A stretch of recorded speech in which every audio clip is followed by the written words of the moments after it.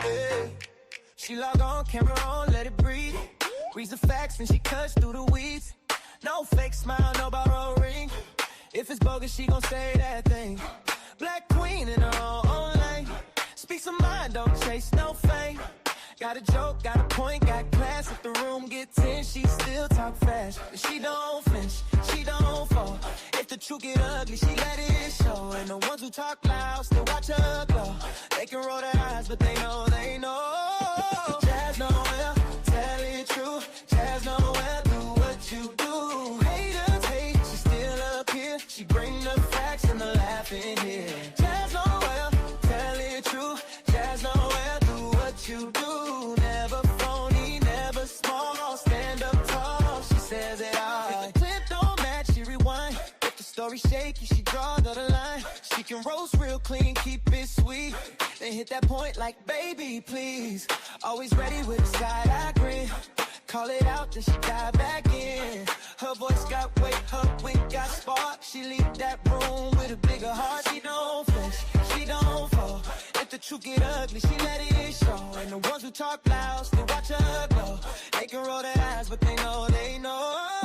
Jazz Noel, tell it true. Jazz Noel, do what you do. Haters hate, she still up here. She bring the facts and the laugh in here. Jazz Noel, tell it true. Jazz Noel, do what you do. Never phony, never small. Stand up tall, she says it all.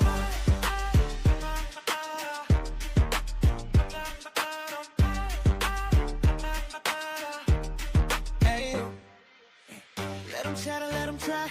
She got grace and a sharpened eye. When the noise get wild, she stay composed. One good laugh, then she lets it go.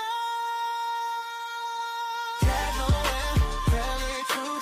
Jazz Noel, do what you do. Haters hate, she still up here. She bring the facts and the laugh in here. Jazz Noel, tell it true. Jazz Noel, do what you do. Never phony, never small. Stand up tall, she says it all.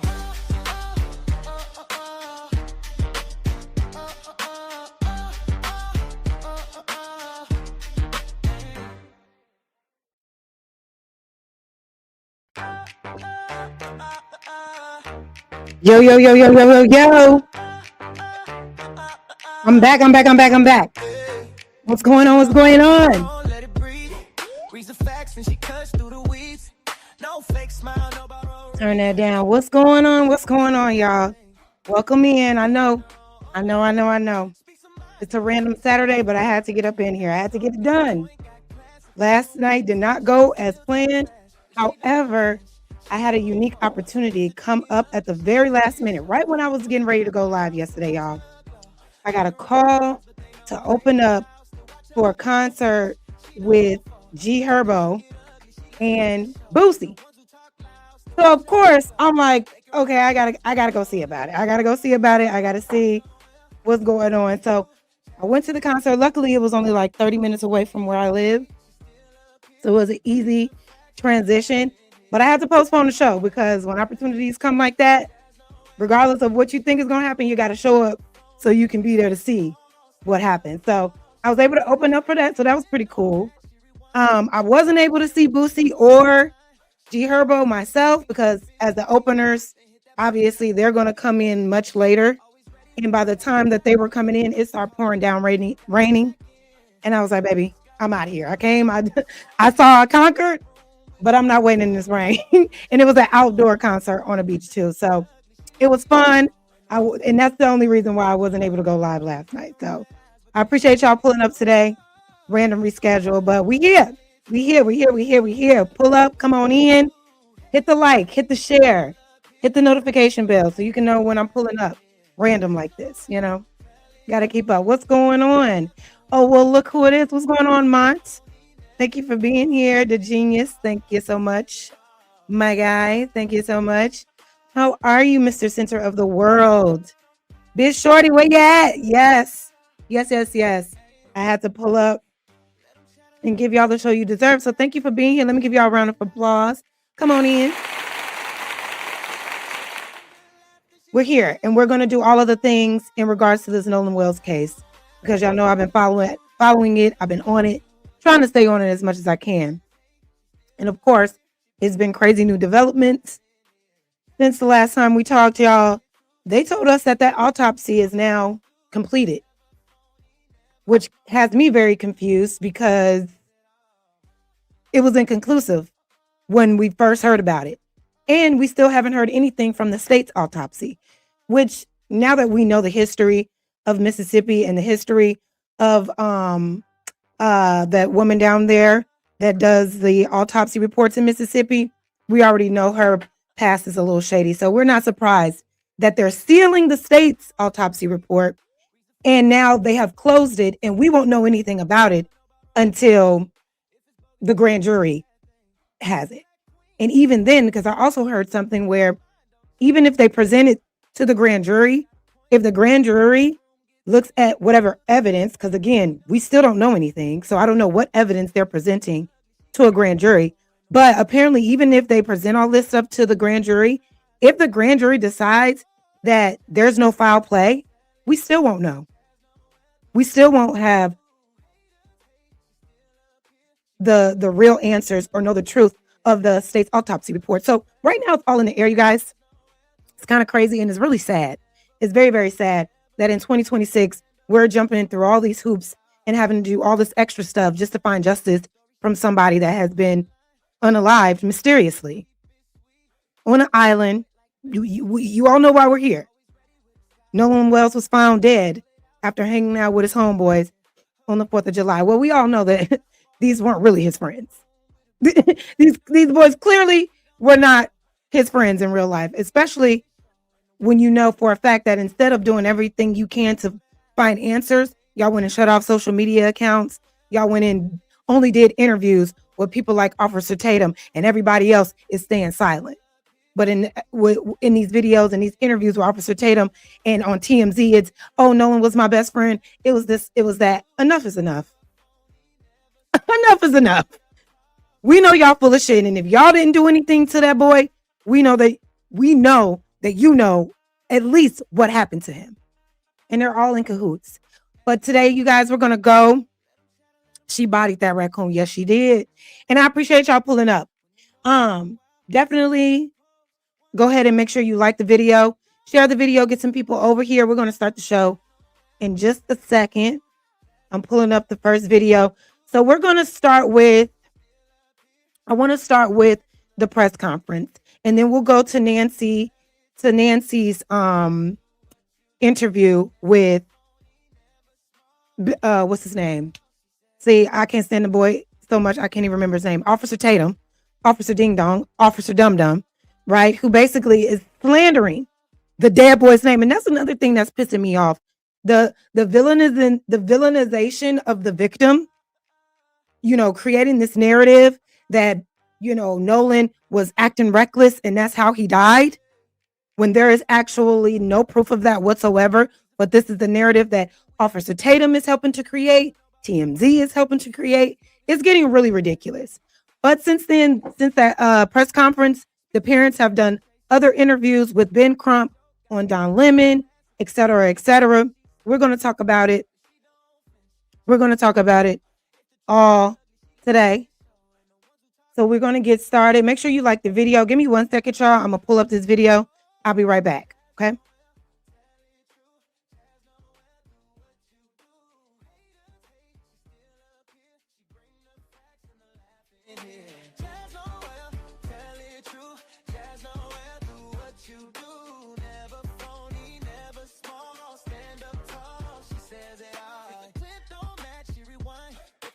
Shaky, she draw the line. She can roast real clean, keep it sweet. Then hit that point like, baby, please. Always ready with a side eye grin. Call it out, then she dive back. Sorry, yeah, my bad. We ready. All right, so let's jump right into it. Without further ado, I want to go over this press conference because it was very interesting, the kind of conference that Ben Crump decided to have, right? Not only did he have Nolan Wells' mom and father there, but he had 2 other mothers up there that suffered tragedies of their young Black sons and have yet to have any answers in regards to their death. So it's just very unfortunate that this is a consistent thing. And I thought that was very smart and strategic of Ben Crump. So let's get into that video and then we'll go ahead and get started with the rest of the show. Am I still muted? You can hear me, right? You can hear me, you can hear me, you can hear me, you can hear me. Let me know. Pull this up real quick. We're going to get started. Like the video, you guys. You know, if anything else, if you don't do nothing else, like the video for me. Hype the video once it's all said and done. Once we're done here, I appreciate y'all so much for being here. We're going to get started right now. And I hope y'all been having a good weekend. We'll fast forward it here. We'll start with Ben Crump. Let's go ahead and play back the speed so we can speed up just a little bit. All right, let's go. For Nolan Wells, we're going to get justice for Daniel Irvin, and we're going to get justice for Taylor Smith. And the large part is because you all are not afraid to speak truth to power. Thank you, Mr. Mario. Again, I'm Attorney Ben Crump, along with Attorney Lisa Park, Attorney Eric Hertz. We are here fighting for the family of other great lawyers for Nolan Wells. We also have present with us the family of Daniel Irvin, who many of you are just learning about outside of Dallas, Texas, and his tragedy. We have Attorney Sean DeRea and Attorney Brooke Cluse fighting to help that family get justice. And we want to applaud his mother, Tamika, who has been fighting as only a mother would fight, where not many people in the world listen. But we're listening today, Tamika. You are not alone, Tamika. Now, how sad is this? 3 black mothers, 3 black sons. Mysterious deaths, still no answers. This is what it comes to. This is what we have to do. Now we got to band all the mothers who suffered a tragedy to help one mother. Actually, they're all trying to help each other in this moment. But this is what we have to do. We have to give this visual to the media and to the world so people can understand. We're not just making these things up when we call out racism when it comes to injustices as it pertains to black people. This is a consistent thing that happens. But let's continue. You got Nolan's mother, Father Christine, and Elmore Wansley, who are standing with you as well. Tamika, your daughter is here. You are not alone. God, please let her know she is not alone. Justice for Daniel Irvin. Attorney Harry Daniels, we also have the family of Tyler Smith. Lexington, Kentucky. You're going to hear from all these families. You're going to hear from Tyler's mother and especially his grandmother. Until the lawyers get there, until the community advocates get there, a lot of times these families are just by themselves, President Mario. And thank God for this mother and this praying grandmother who refused to let him sweep the death of her grandbaby under the rug. And so I will say briefly about each of these tragedies. Obviously, many of you know about Nolan Wells. And you'll hear from his mother and father after brief remarks by Attorney Hertz and Attorney Parker. But we all know July 4th, Nolan Wells goes to France, celebrating the 4th of July. All the friends come back. Nolan Wells tragically washes up on the shore 2 days later, dead. And so we know all the current events that have been happening. We are announcing that we have the audio from the officials, and we have retained and are consulted with some of the foremost audio engineering experts to review those audio tapes from the Seattle call in its entirety. We also, and Attorney Hertz may go into greater detail on these matters, have consulted President Barriel with oceanic engineering experts to talk about how these facts are lining up. The fact that they say Nolan's body was found in the same location where they say they left him at. And so we want to know, how is that possible with the oceanic tides? We want experts. You got low tides and high tides. It's not adding up, so we are going to dot every I and cross every T until we find out what happened to Nolan Wells. So basically what he just said, what Ben Crump is just saying, is that they have obtained, the CETO audio, and they have decided to get their own experts on top of it to go over it, to analyze it, et cetera, et cetera. We all heard what was on that CETO call.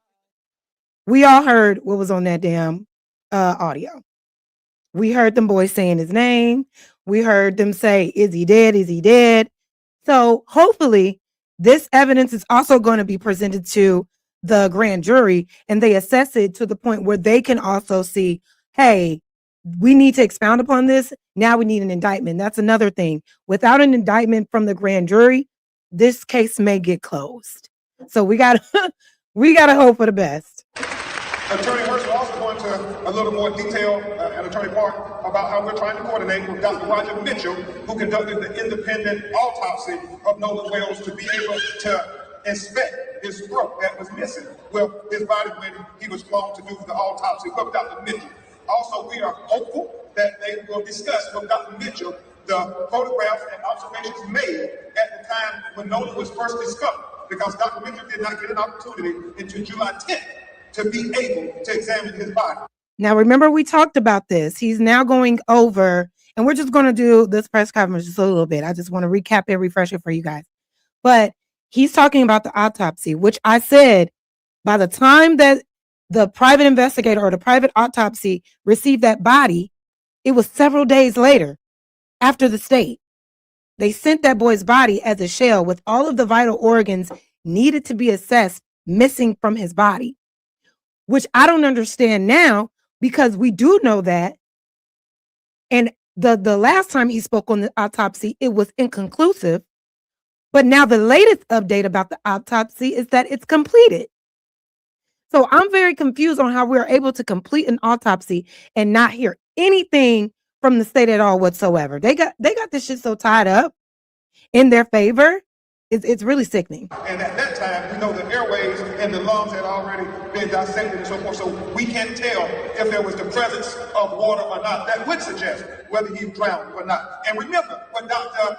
Roger Mitchell said in his autopsy. President Marion, he talked about the fact that to say he drowned does not draw the conclusions of what happened to Nolan Wells. He said it is equally important to know at what condition was Nolan Wells' body when he went into the water. Was he conscious or was he unconscious? Was he forced into the water or did he go unforced into the water? He said all of these things are very important. And so we're dotting eyes. And here we are, August 1st, and we still have no answers to those questions. Was he pushed?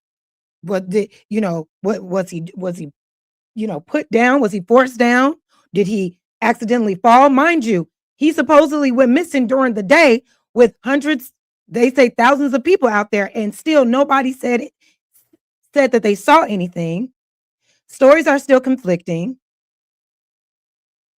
Will we really ever know the truth is what I'm asking now. And crossing T's, we are focused on getting to the truth, and we stand for the truth. Me and everybody on my legal team stand for the truth, no matter who it implicates or who it exonerates. We stand for justice, no matter who it convicts or who it acquits. And we stand for transparency, so everybody can see.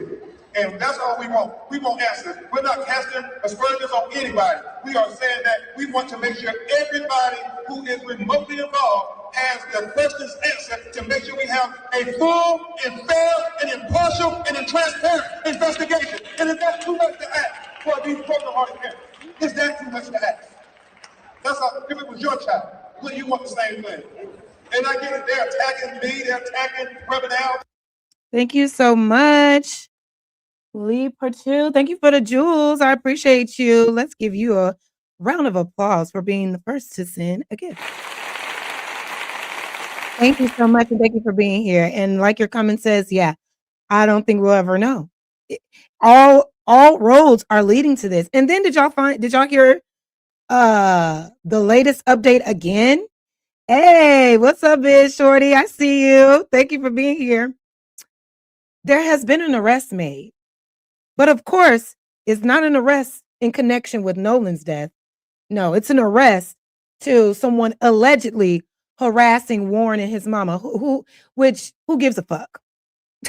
Who cares? Like, who cares? And I love how they were quick to find out who was harassing these boys' families, right? Who was harassing Warren and their families, but y'all dragging ass to find answers on who hurt Nolan Wells. Okay. Quick to find the ones that's cyberbullying, but it's all up in the air when it comes to somebody that actually ended up dead. Yeah, okay. We see you. Attacking the parents of Nolan Wells.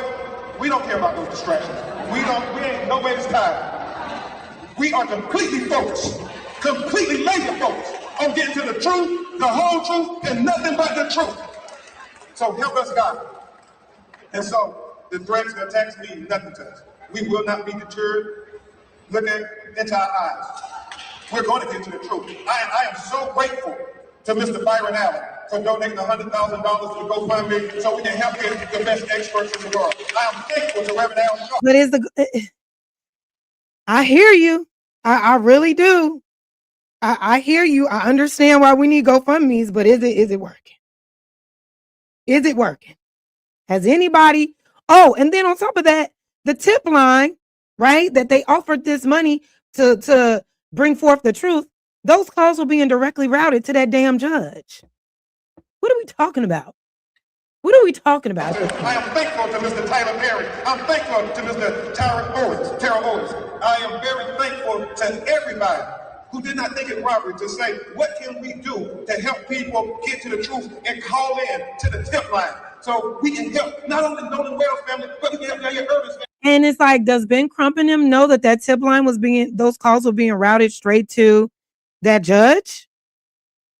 Because he's saying he's grateful for the tip line, but like the tips are being routed to a potential suspect at this point. And we can help Tatum Smith family as well.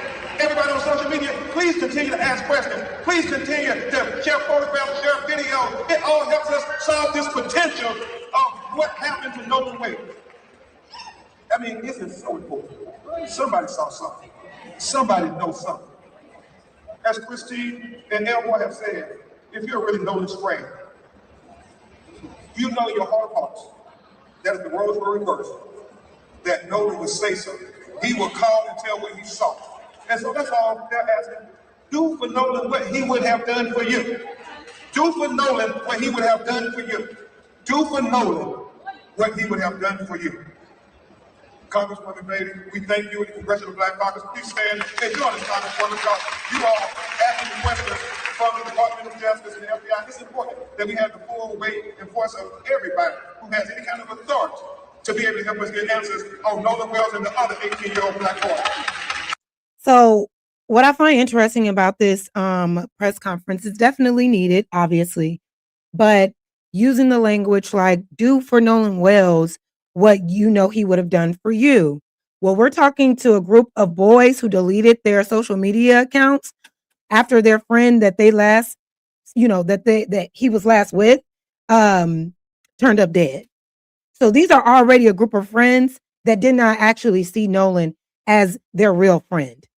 He was the tag along. He was the token. He was the one, all right, Nolan, come on and come entertain us type of friend. They're not going to treat Nolan the way Nolan would have treated them, unfortunately.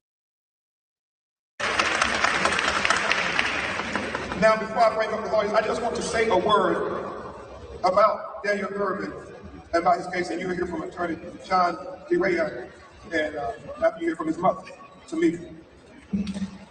So similar, and what they're saying about Nolan Wells.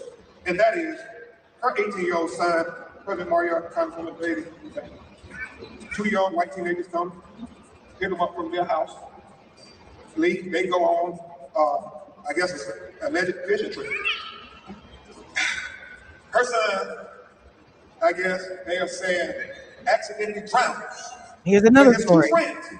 Then throw away his clothes, right, Sean? Throw away his cell phone, go and delete all the text messages between Daniel Irvin and them, and then say nothing.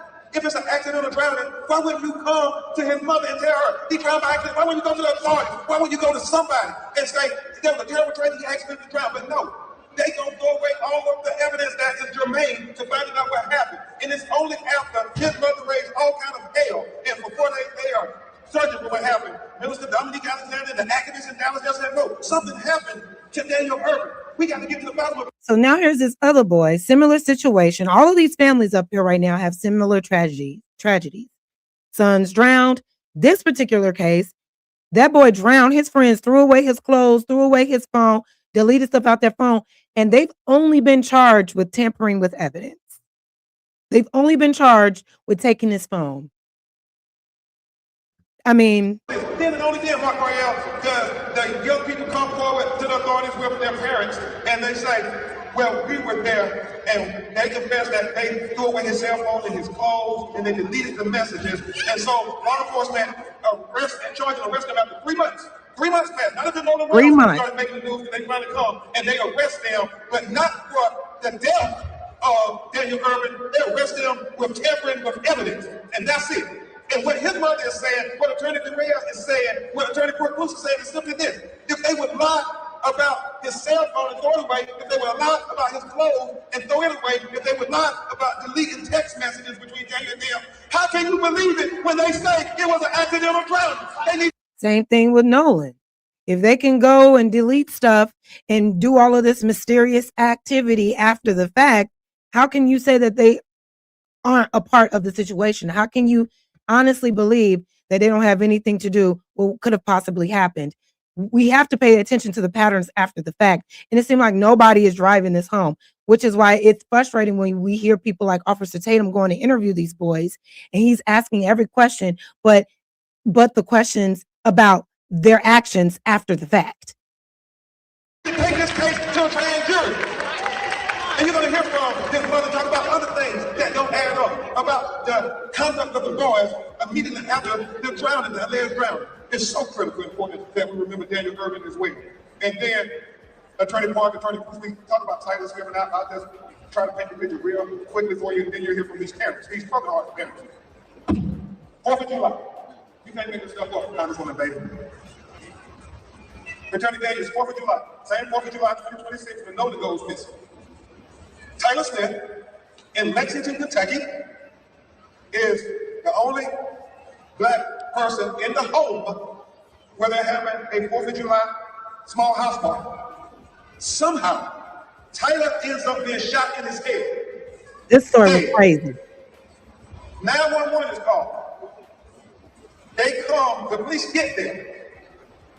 They tell them that he shot himself, that they were playing Russian roulette. That's what they say. They say, y'all hear that? This boy got shot in the damn head. And they claim, oh, we was playing Russian roulette. When the last time you heard of a black person playing Russian roulette intentionally with a loaded gun? I know freak accidents can happen in our community when it comes to like guns and things like that. But you mean to tell me you want me to believe that this boy shot himself because he was playing and acting like it? First of all, y'all playing this stupid ass game. It's a game. Okay. Why are you playing it with a loaded gun? But let's listen to see what the police decided happened in this situation. There's the gun. The police retrieve the gun, and then they take their word as the gospel that he shot himself.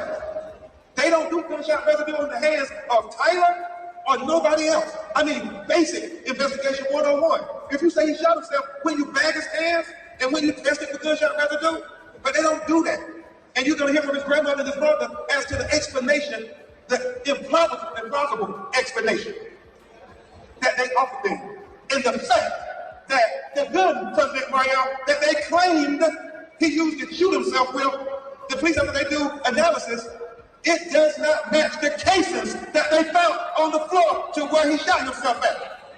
So still, they are taking their word for it. And it's 7 days later. So y'all want us to believe that this boy shot himself playing with a gun, playing Russian roulette, but yet the bullets in his body did not match the shell casings that were around him. And we're just going to let that run. We're just going to let that pass. We're just going to just move past that and say, but that doesn't matter. All of the most important facts on these cases, it's like the police, the investigators, they gloss over it. As it pertains to us and us only, of course. Right, Miss Lindsay? 7 days later, after they did say who I was in the house, they have to identify everybody who was in the home. And then they have to track down, well, if this is not the gun that caused the death of Tatum Smith, well, where's the gun at? So they have to go investigate. They go surround one of the young men's houses, and they surround the house. He doesn't come and volunteer after knowing that they're trying to find out and get evidence about what happened to Tatum Smith and come forward voluntarily. They have to go to his house and surround it, and then he comes out and finally he volunteers that this is the gun.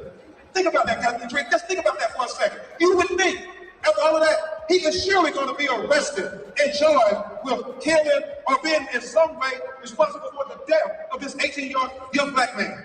But no, he is only charged with tampering with evidence, correct, Ms. Neeson?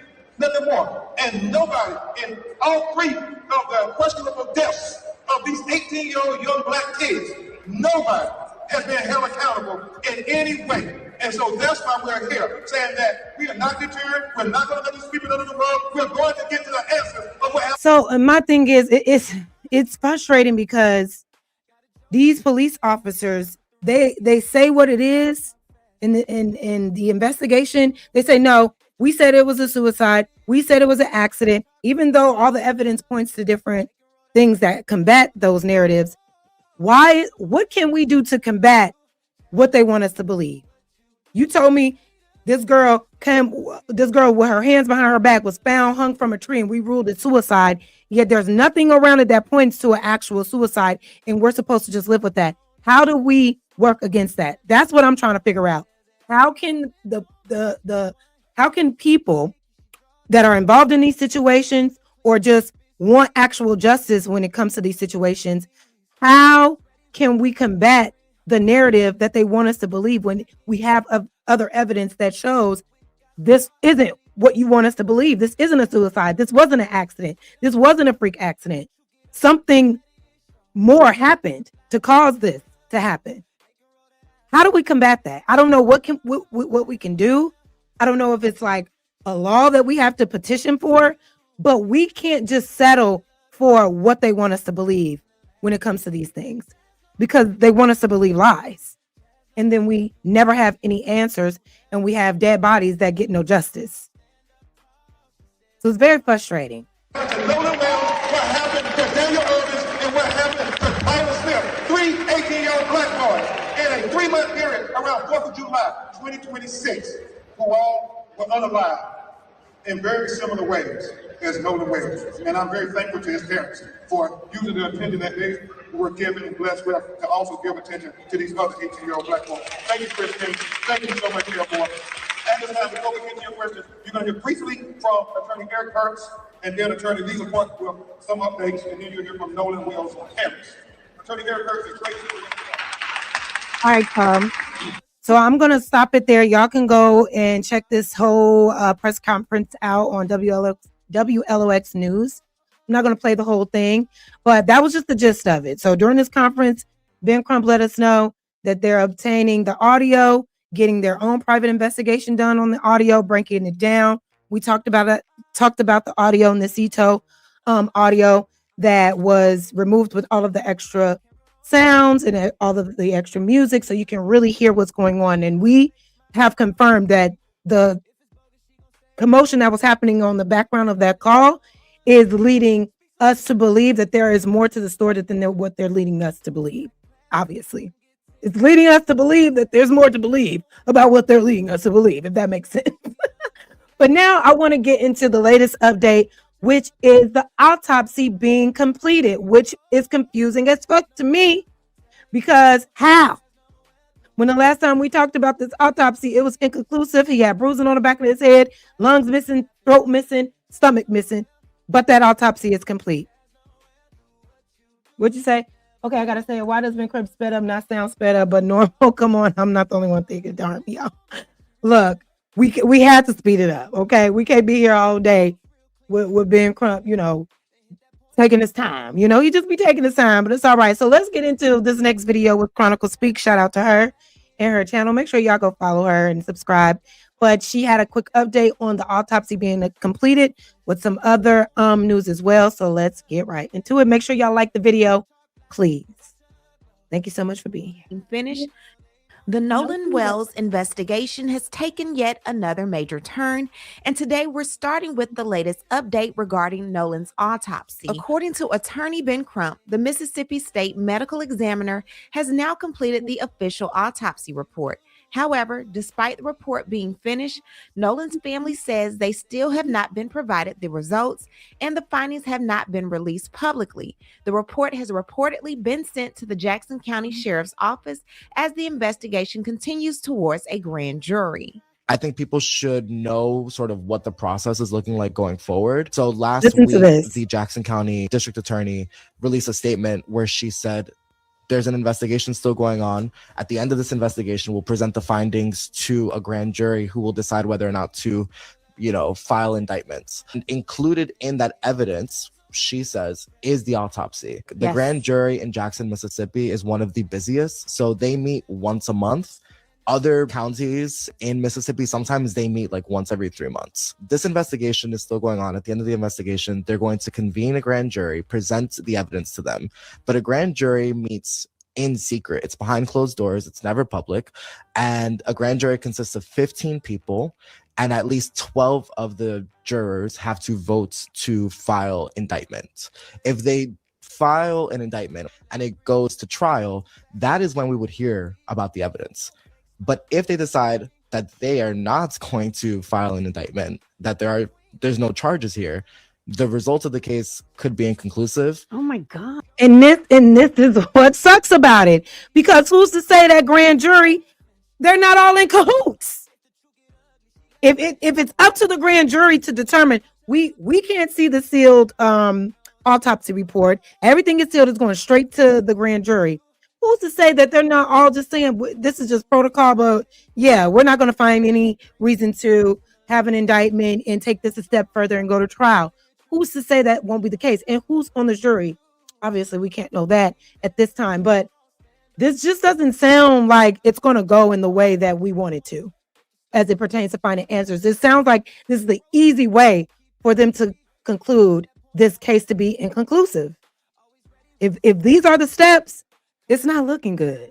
It's not looking good at all. And the details of the case will remain sealed because that information is never shared publicly. Nolan's family will not hear what's being said in the grand jury. They will not be given the evidence. They will not see the details unless it goes past a grand jury. Now, it's obvious that the Wells-Wansley family feels that they're still not getting the answers to the questions they've been asking for. Attorney Ben Crump has decided to bring in additional independent experts. His legal team has retained a forensic audio expert to conduct an independent analysis of the CETO call with the goal of determining exactly what can and cannot be identified on that recording through professional forensic enhancements. In addition, Crump has consulted with an oceanographer to evaluate the water currents, tides, wind conditions, and other environmental factors surrounding Horn Island. According to Crump, one of the key questions is whether Nolan's body could have naturally drifted to the location where it was ultimately found, or whether the available evidence raises additional questions that warrant further investigation. At this point, it's clear that the Wansley family is leaving no stone unturned. Rather than relying solely on the state's investigation, they're assembling their own team of independent experts to review the evidence from multiple angles. Now, mainstream media has been focused heavily on information that has recently been released regarding witness statements and claims that Nolan remained on the beach after the group he traveled with left Horn Island. They also listed his alcohol intake as heavy. Now, what I find interesting is that information reportedly coming from confidential witness statements, information that, according to the district attorney— Wait a minute, hold on. What said that let me go back. So the report, interesting. So the report, when he came up missing, they put his alcohol intake was heavy. How did they know that? How did they know that? How did they come to that conclusion? It says the date, the time, food intake unknown, but the alcohol intake was heavy. But yeah, every photo we saw of Nolan, he never had any alcohol in his hand, but his friends did though. And we still don't have his stomach back. We have no toxicology report, but it was already determined upon him missing and being found alive that you knew for sure that he was drinking heavily. Yet Warren said in his interview, every time I saw Warren, he was perfectly normal, but we was all drinking. He was drinking, but he was normal. And I don't give a motherfuck. Excuse me. I don't give a mother freak how much he was drinking. That incriminates you even more as his friends, because why would you leave your drunk friend on an island by himself without his phone? regardless if he's telling you he don't want to leave. If you see he's drunk and incoherent and not making the best decisions, and you still chose to leave him, it's still on you, buddy. With Left Horn Island. They also listed his alcohol intake as heavy. Now, what I find interesting is that information reportedly coming from confidential witness statements, information that, according to the district attorney, is part of the investigative file and not supposed to be released publicly, is now being discussed by members of the media in a way that paints Nolan in a negative light. Yet, when it comes to the CETO audio, which originated from the Mississippi Department of Marine Resources and was later independently enhanced by multiple parties, Dave Mack, Crime Stories investigative reporter, was the version that we are playing tonight altered in any way by the Crime Stories staff? No. What we did, Nancy, is we used an old school technique to bring out the audio in the background. You know, you have AI enhancements now that are, you just cannot trust the AI because it inserts its own thoughts into it, you know? But when you go old school on this, you isolate and filter. You use an EQ, equalization, to filter, to cut out the low rumble below 80 hertz. You cut out the high hiss above 8 hertz. This gives you the chance to hear that background a little more clearly. Then you boost the mid-range frequency. That's between 300 hertz and 3400 hertz. That matches the mid-range of human speech. Then you apply a simple high-pass filter that removes the constant deep humming or any other extraneous noises that are constant. And this does not alter the content, it merely enhances the content. So when you ask, did we edit or alter? No, we merely enhanced it using basic tools that are used in every production department around the world. This is like when you're playing music, you turn up the bass or turn down the bass. Or Dave Mack, I believe the correct answer would be HELLNO. Drunk on the island after 4 o'clock hearsay is something that they can easily believe, but the audio isn't. Even after Nancy Grace's audio engineering team did their own enhancements, people still don't believe. Service Sam here for a Nolan Xavier Wells update, and just something to think about. A friend was telling me how they kill Black people twice.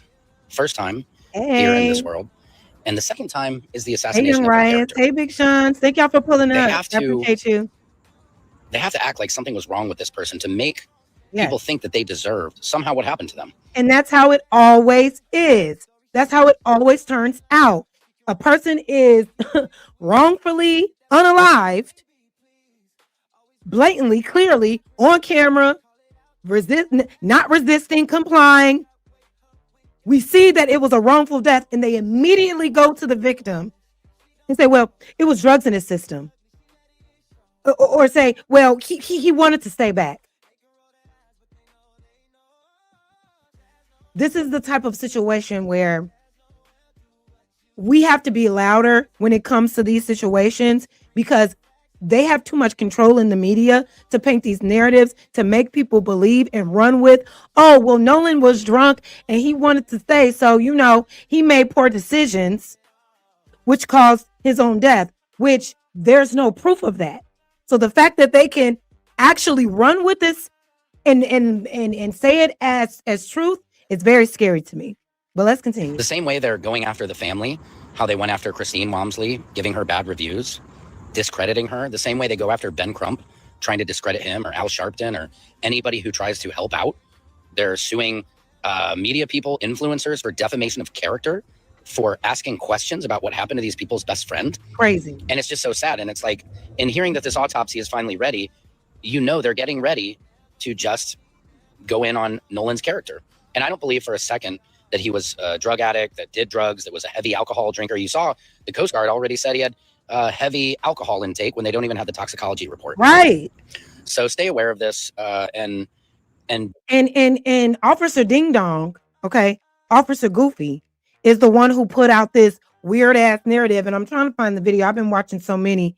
But there's a video of him saying that, yeah, I talked to one of the kids and they said they know for sure that it was somebody out there handing them a white substance. And for sure that Nolan was da-da-da-da. How dare you? How disgusting of you to try to paint this narrative that he could have possibly been taking hard drugs, which could have led, without any proof at all whatsoever, without any toxicology report at all. This is what Secret Sam is speaking on, going against his character, trying to villainize him to make it so people won't get mad at the people that may know what actually happened. Oh, he deserved it. He was on drugs. I don't care if he was freebasing crack cocaine. He didn't deserve what happened to him, and y'all left that man for dead. Y'all left him for dead. End of story. Let's be for real. Be knowledgeable of what they're trying to do and why are they trying to do it. Ask yourself that. Either everything should be examined objectively or none of it should be selectively accepted or rejected based on which narrative it supports. Ultimately, the investigation, not media narratives, should be what will determine the outcome in the Nolan Wells case. That said, during the Officer Tatum show, videos were shared showing Nolan and other young adults boarding a boat to head to Horn Island on the morning of July 4th. Now, Tatum also played footage of the 3 boats the group allegedly traveled on, showing numerous people both in the water and on the vessels throughout the day. According to Tatum, he was told that this footage shows Nolan in the water next to the Triton, the boat owned by White's grandfather, Jerry. Now, the Triton allegedly had bilge pump issues, had to leave the island because it was filling up with water, but they said that Nolan did not come back with them because he was booed up with a girl named Katie. Now, Tatum also showed this video of the Triton having to be towed by Bart Edmonston's boat. My buddy Bart on the tide line is like, I'm going to pull y'all out to where we're out of all this, all this chaos. Now, us not seeing Nolan on this video is supposed to be the proof that we needed to show that he did not come back with the group. And that interpretation could also be correct. The footage does appear to show a boat experiencing mechanical problems with people seemingly preparing a tow line and working to tow the disabled boat. However, there's another perspective that deserves consideration. If the sea tow audio ultimately proves to be authentic and accurately reflects what was happening on the boat at that time, would anyone necessarily expect Nolan to be standing up in plain view? If hypothetically Nolan had already become incapacitated or was deceased, his absence. Also, if y'all look closely at this picture, if y'all can see, I'm going to try to blow it up just a little bit because this is something that I caught myself.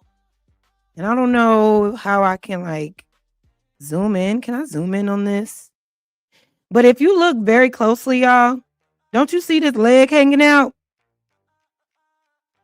You see somebody sitting right here.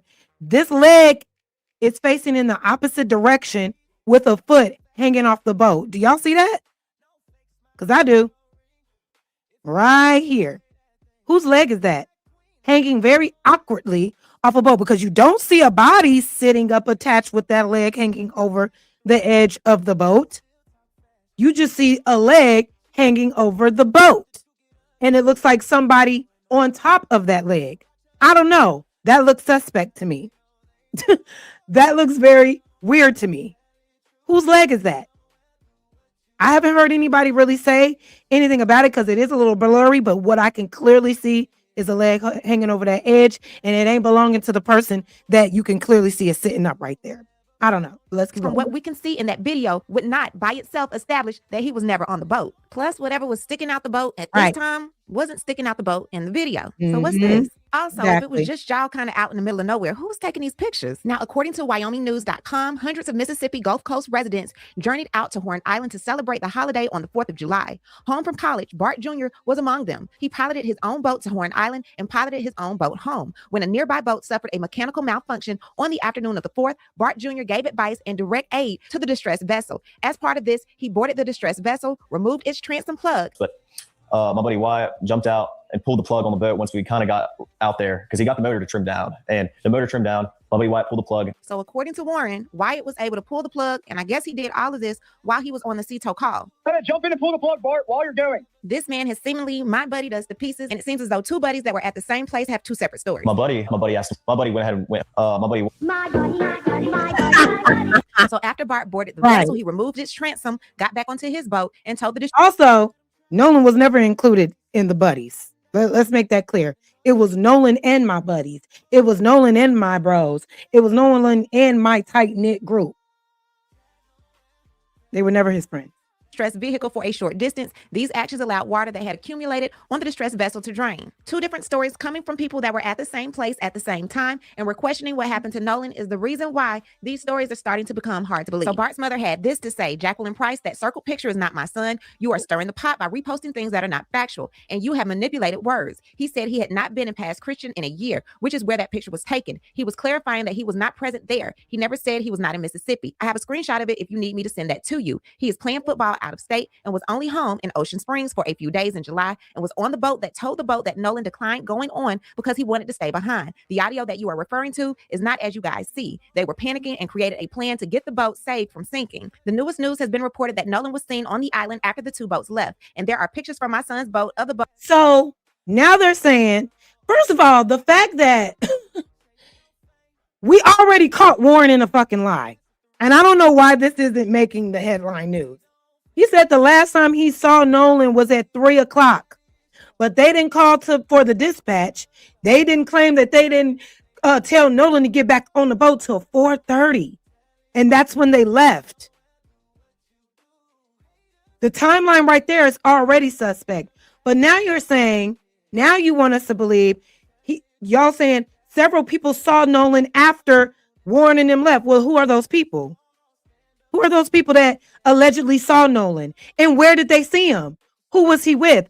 Why aren't y'all asking questions? Everybody that was out there on that boat, I don't know how you can figure that out or find that out, or maybe have like, you know, I don't know if there's like an aerial view of all the boats. I would be taking pictures of all those boats from an aerial view, looking to see who those boats are, contacting those owners. Everybody is coming in for questioning, because if it is true that y'all saw him after the fact, we need to know who saw him and where you saw him last. Whose boat was he on? Who was he hanging out with? What did you see him doing?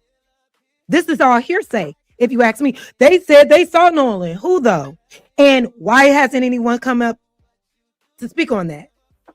I did actually see Nolan after the fact. He was by himself. I saw him on so-and-so's boat as I was about to leave. If it was just all a freak accident, but ain't nobody saying that because that shit ain't true. Everything that we're going off of right now, it's all lies. I'm sorry. And apparently they're putting out strikes on people's channels. People are getting hit with lawsuits for covering this case. Social media content creators who have no skin in the game at all whatsoever, just doing investigative work, if you will, they're getting hit with strikes on their channels saying if you talk about this a certain way, you're going to, isn't that crazy? We're just trying to help find answers and we're being silenced. I'm not saying I'm not a bigger fish like that. I don't think for anybody to strike me down, but apparently these bigger channels that are speaking about this case and are doing it every day, all day with receipts, oh, they're getting threatened. And that should already let you know, okay, we're getting closer to cracking this case than you are, and you want to silence everybody that could possibly expose the lies that y'all been putting out there. This shit is crazy. It's very crazy. About to be told, and clearly Nolan is not on the boat. So for all you internet investigators, your plot to accuse my child of something is not warranted, and it'll come out sooner than later that he did not harm Nolan. And believe me, those who slander his name without warranted will be held accountable for their words. And now someone is fighting back against these people who get paid per click to create outrage and alleged enhanced audio of the Cito call. They said, Bishop said, you are a big fish. Damn it. Put some respect on your name, Chad. I appreciate you, Biz. Thank you. You're right. I'll be too humble sometimes. Have a background conversation that is suggested sounds like people explaining the murder of Nolan. What is the legitimacy of the audio? The word Bart is in there. And I know real people with real platforms are pointing the finger at your client. Yeah, so we don't see any legitimacy in a doctored transcript or a doctored audio that comes with a transcript, which is a nice psychological sort of game that people play with garbled audio. I'll tell you this. My client's role was to help drain water off of a boat that reported it being in distress. There were 20 plus people separated between those two boats. All of them saw what he did. All of them saw what did and didn't happen. There were 2 credible witnesses at least that saw Nolan Wells on Horn Island an hour and a half after those 2 boats left. Okay, so who are they? Again, there are 2 credible sources, but we ain't heard shit from them, no. If they literally saw him, we need to talk to them. Credible sources, let's see how credible they are. Exonerate your client by pulling them witnesses out and say, hey, these people said that they saw Nolan, but y'all not doing that. Y'all just here to protect the people that were last seen with Nolan and nothing else. That's it. Y'all don't give a damn about finding justice for this boy. It's apparent. And my client cooperated with the authorities from the very beginning, never required a warrant, allowed for the inspection of his boat, his GPS, his phone, gave list of witnesses, and answered every question that was asked. So yeah, people are just fabricating things wildly. And the consequence of that is that you've got people who are in legitimate fear for their lives. Our viewpoint is not, we can't stop the entire internet. But I think we believe that we can do enough to convince people that there are some potentially real consequences if you lie and it puts people in danger. Now, Bart's family isn't the only one coming forward to step up for their child. Benjamin Hudson, who is the father of Warren Hudson, has now come forward and stated that he is ready to give $50,000 for information on what happened to Nolan Wells. People magazine says Dr. Benjamin Hudson, whose son Warren was with Wells on Horn Island before the And if that ain't the phoniest shit ever, if that ain't the, you know what I mean? Like, The play for the overplay, like, oh, let's hurry up and really look like we want to help. Let me just offer some money. Let me throw some money and pledge another 50K for the truth. Go ahead and get that to put it on your son's books. Put it on your son's books. Because all roads lead to your son knowing what the fuck going on and he not being honest. But for you to pledge that money, it doesn't make you look innocent. I'm raising hella eyebrows now. Both sides. Because outside of this pledge of money, y'all have done nothing to show real solidarity and committing to finding truth for Nolan Wells, finding justice for Nolan Wells. The fact that y'all allowed this boy to deactivate his social media accounts, that excuses you of any ability to be innocent.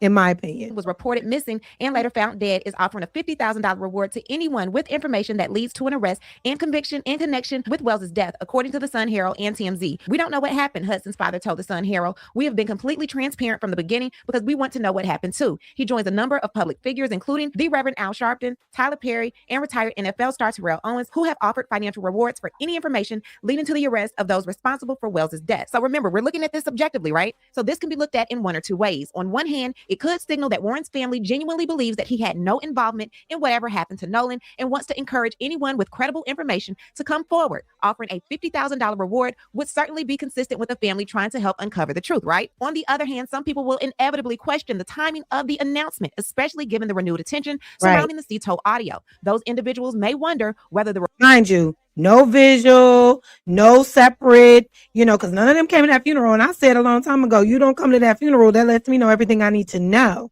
Because what you scared of, because them parents ain't never accused y'all of shit. They would have embraced y'all if y'all were really innocent, if y'all were really his friends. But even let's just say you didn't want to show up and you want to pay, you still didn't do nothing to pay your motherfucking respects though. Y'all, even as a friend group, didn't put up any type of post. Nolan, we're sorry that this happened. We wish we didn't leave you. We wish we could have done more. Y'all didn't say nothing. Even in these interviews where officers say it was never a sign of regret.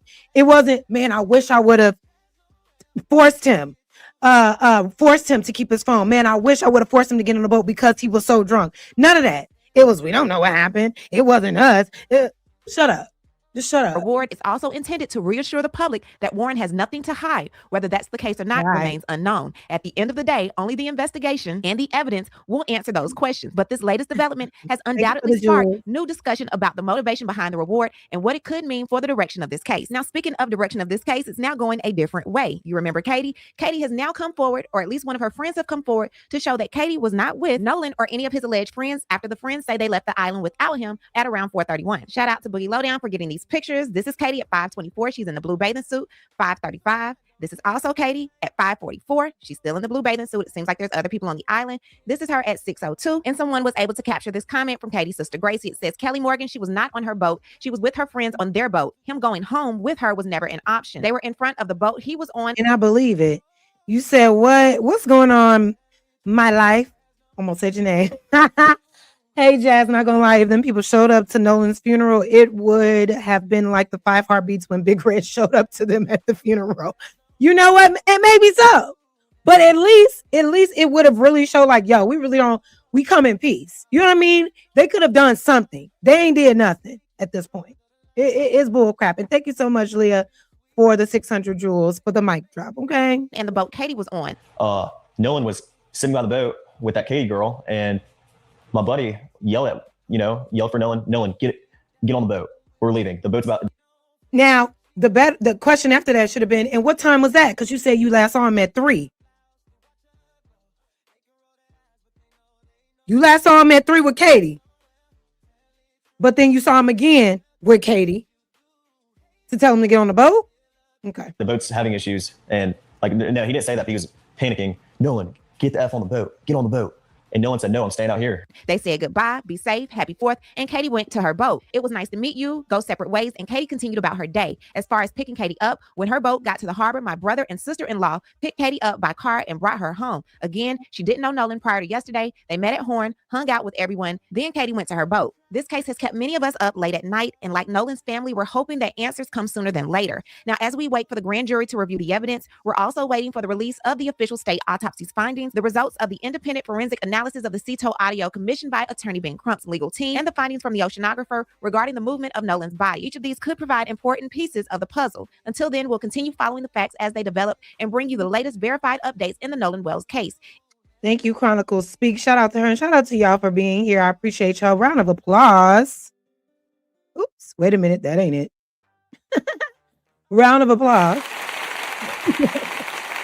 Make sure you like the video, share the video, subscribe to the channel, and hype me up when it's all said and done. Please hype me up. Hype me up. Hype your auntie up. You know what I'm saying? We need a little bit of that. Yes. Cash App. $ more jazz if you want to donate and support to the channel. I appreciate all the love anytime, but do what's free first. Like the video on your way in, hype the video on your way out. All right, so let's get into the Nancy Grace. I know we've been wanting to do that, the Nancy Grace. I've been flooded with so many different videos. I'm trying to keep up, and I'm trying to keep it concise because there's so many updates and things. So we're going to go over this Nancy Grace interaction with with Officer Tatum, excuse me, because she called his ass in a whole lie in 4K on her show. So let's get into it, and then we'll play some responses that the parents had after that exchange, and et cetera, et cetera. So let's get right into it. Nolan Wells' family hits social media giants, subpoenaing Nolan's accounts. I'm Nancy Grace. This is Crime Stories. I want to thank you for being with us. He was face down on the beach right at the water's edge. If he was sent face down, that also doesn't make sense to me. If he's face down, wouldn't flood pool. Nolan was on that boat. Tatum says the witnesses are clear. He was not on the boat.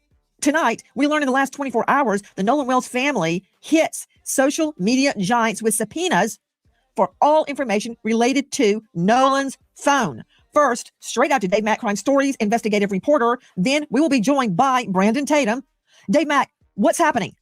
Right now, Nancy, the family of Nolan Wells has announced that they are going after, they have subpoenaed documents for Nolan Wells' phone.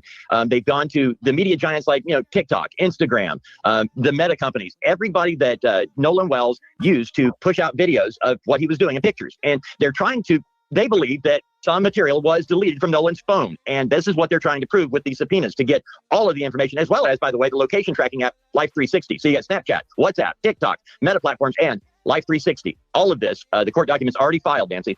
Nolan Wells' family slapped subpoenas on multiple social media giants seeking his account information and data. This into the investigation of the teen college football player's mysterious death. They were issued in the last 24 hours, including Snapchat, WhatsApp, TikTok, Meta platforms, Life 360. And these are according to court documents demanding the companies turn over all materials, info related to Nolan's accounts. This includes, and I hope it includes those boys' phones. You can subpoena the social media giants. You can subpoena his phone. We need their phones because calls were made. Texts were sent. We need to know exactly who the fuck was called at 3:00. When did Ashley, that judge, get a call? When did Granddad get a call? No, we need all their phones. Come on now. Current and prior usernames, passwords, email addresses, phone numbers, even displayed names. They want IP addresses associated with every account, all communications, chats, posts, stories, and info. His cell phone has become a critical issue in the probe into Nolan's death. What happened to Nolan? Now, his mother, Christine, says when her son's phone was brought to the family, they had concerns because there were no pictures or videos on either of his Snapchat accounts. Triggering their fear, items may have been deleted. That's what's happening. There's been a lot of controversy. Were photos, were texts deleted, were snaps deleted? We've been trying to figure it out, but we're seeing through a mirror darkly. We don't know. But according to experts, a trail will be left if anything has been deleted, even if you delete it from the deleted file. Now, joining us, special guest, Brandon Tatum. You know him well. He's a former police officer with Tucson PD. That's what impresses me. What impresses a lot of other people is he is the star of a failed police officer, Nancy. Okay? Failure. Ain't shit. Ain't never solved a crime a day in his motherfucking life. That's why he can only be an officer on the internet. Okay? He can only call himself an officer on the internet and be respected in that right. We ain't shit impressive about this man, but I'm sorry. Let me stop pausing it. Let's continue. The Officer Tatum. Officer Tatum, thank you for being I really hate his face, but okay, let's go. With us tonight. Question to you. You interviewed, as we played at the get-go, several of Nolan's friends. Did they show you photos, videos, snaps of that day on Horn Island? Well, Nancy, thank you so much for having me on. I spoke. Perfect question to ask. She walked him down. And we'll talk about why that was the perfect question to ask, but let's go. To 4 of the boys that are originally accused of being involved in Nolan Wells' death. And they did show me a lot of evidence. I want people to be very clear with this. I spent my career putting people in jail. My career is based on getting justice for people who have been done wrong. I've never been a defense attorney. So you spent your career getting justice for people who have been done wrong. Yet you are on this case and impeding on the investigation, creating narratives to villainize Nolan, and you have yet to bring us closer to any truths to find justice for this boy. You're actually lying on him. So right out the gate, you're a fucking liar, but I'm sorry. Let's keep going. Going out and doing this was to find out what happened to Nolan Wells. And in talking to these young men, the burden of proof is they're going to have to prove to me. I'm not going to listen to what they say out of their mouth. They're going to show me. And in many cases, they showed me videos of Nolan on the island. They showed me videos of the boat when they were getting towed out, which is consistent with, kind of similar to what the phone call was. I mean, they showed me pictures of them with Nolan. They showed me phone records of them calling Nolan's mom and all of the above. So they seemed very consistent. They seemed very genuine. And they also proved to me some of the things that they had told me in the interview that I had with them that I have uploaded on my YouTube channel. Officer Tatum, are you telling me that they had reception on Horn Island? Because many people are saying, well, I just asked you, did they show you? Oh, so you're telling me there was reception on that island after y'all all tried to say ain't no reception over here. There's nobody. That's why we leave our phones on the boat. Oh, but wait a minute. They was able to show you videos. Okay. Let's tear them out. Oh, the reason that there's nothing on Nolan's phone of that day, like there's no pictures, there's no snaps, there's no text, there's no anything, not because it was deleted, but because he didn't have reception. But you're telling me the other boys did have snaps, photos, videos, and reception? Yeah, no, Nancy, let me clarify this for you. It wasn't that they uploaded this online. They showed me videos and things that they took from the boat during the outing on 4th of July. I was personally out at Horn Island. I rode out there on a boat, and I didn't have great reception there. And I left my phone in the boat when I got into the water, and we were actually going out to do interviews. Objection. You've been in court long enough to know you're going to get objections. You said you didn't have great reception, but you did have reception. Did Come you on, not? Nancy. No, there was reception there. It just wasn't great, and it wasn't great enough for people, in my opinion, to upload. You can make a phone call potentially, but you wasn't going to upload data to a social media account. Now, could people take the steps to do it if they're dedicated enough? Yes, but it doesn't appear that would have been a frequent thing, given the fact that you probably had 1 or 2 bars out there. And I heard evidence of that. Not only did I. Okay. So what's up with all the videos of people panning around? And you mean to tell me, Katie, we just saw in Chronicle Speaks, right? We just saw in Chronicle Speaks of Katie on the boat, posting in real time, proving I ain't with fucking Nolan, but she was on that damn boat, still on that damn island though. So what we doing? What are we actually talking about? See evidence of it when I went out there myself personally with my cell phone. When I listened to the CETO call, you could tell that the call dropped out several times. It seemed like they were having trouble at times hearing each other. So it was getting muted because he was being fed what to say, but go ahead. It is consistent. And anybody that traveled out there that have gone to the 4th of July celebration, they know that the reception is not very great. So the videos that they showed me in call logs were things that were not associated to social media, that they never posted on social media. It was pictures and videos that they took on their phone. Okay. Let me refine my question. I take it from your last answer that the answer is yes, you had reception on Horn Island. Hello? Yes, I did have reception on Horn Island. We just played that CETO call. It's 2 words, SEATOW, and it's kind of insurance that people have that are boat goers. And if you have a problem, CETO will come and tow you back to the mainland. They said they had a problem. They said they were taking on water. One of your takes is that all the chatter that we're hearing, wake up, Nolan, are you dead, Nolan, wake the F up, Nolan, could be referring to the battery, the bilge on the boat, that it's all unclear. Regarding the boat being disabled, apparently... It's not a boat named Nolan. That's what we going with. That's what we going with. If you hear them saying Nolan on the boat was probably, shut up. Why would they lie? Oh my God. So now the boat is named after Nolan, or it could be possible. Shut up. Everybody just shut up. Was not. Listen. So first, at 9:56 a.m., the boat leaves the original dock. It arrives at Horn Island at 11:14. So at around 4 o'clock, there is a call to the Coast Guard about the boat. NBC News got a hold of it. We're sinking. Can y'all please come? And is everybody on board in good health otherwise? Yeah, everybody's on board. Everybody's on board. So does that mean Nolan is on there? Who was on that boat? At 4:31, the boat leaves Horn Island and it is towed approximately 3 miles, and then the tow ends. So after 3 miles, they go back to the original dock, okay? They arrive at 5:44 p.m. So it looks like this is where Horn Island is, and this is where the original dock is that I am referring to. I looked it up, and El Camino Real Road is in Gulf Hills, Mississippi, which is right above Ocean Springs. So I'm wondering if this is the house where they got the phone. Now, the boat travels to Fort Bayou. At 6:06, the boat returns to the original dock. Then, from the original dock, the boat goes back to Fort Bayou, and then they go to the boat launch, and it is put onto the trailer and moved by the vehicle. Did they drop people off at the original dock, travel to Fort Bayou, pick somebody up, and go back to that original dock? And then, from there, why was there an hour and 13-minute time gap? This boat was sinking hours before, and then they're just having it docked for an hour. Boat sinking, 30 feet of water. Do you want the Coast Guard? No, we don't need it. Oh, okay. 13 minutes. You would think they'd want to get that boat out of the water ASAP. That from the real TikTok detective. The boat wasn't sinking. They told Cito it was sinking. What's the truth? Was it sinking and they repaired it? Did they have a leak and they repaired it and kept on SOP? Brandon Tatum joining us, former cop, now star of the Officer Tatum. Did the young man explain those travels we just identified?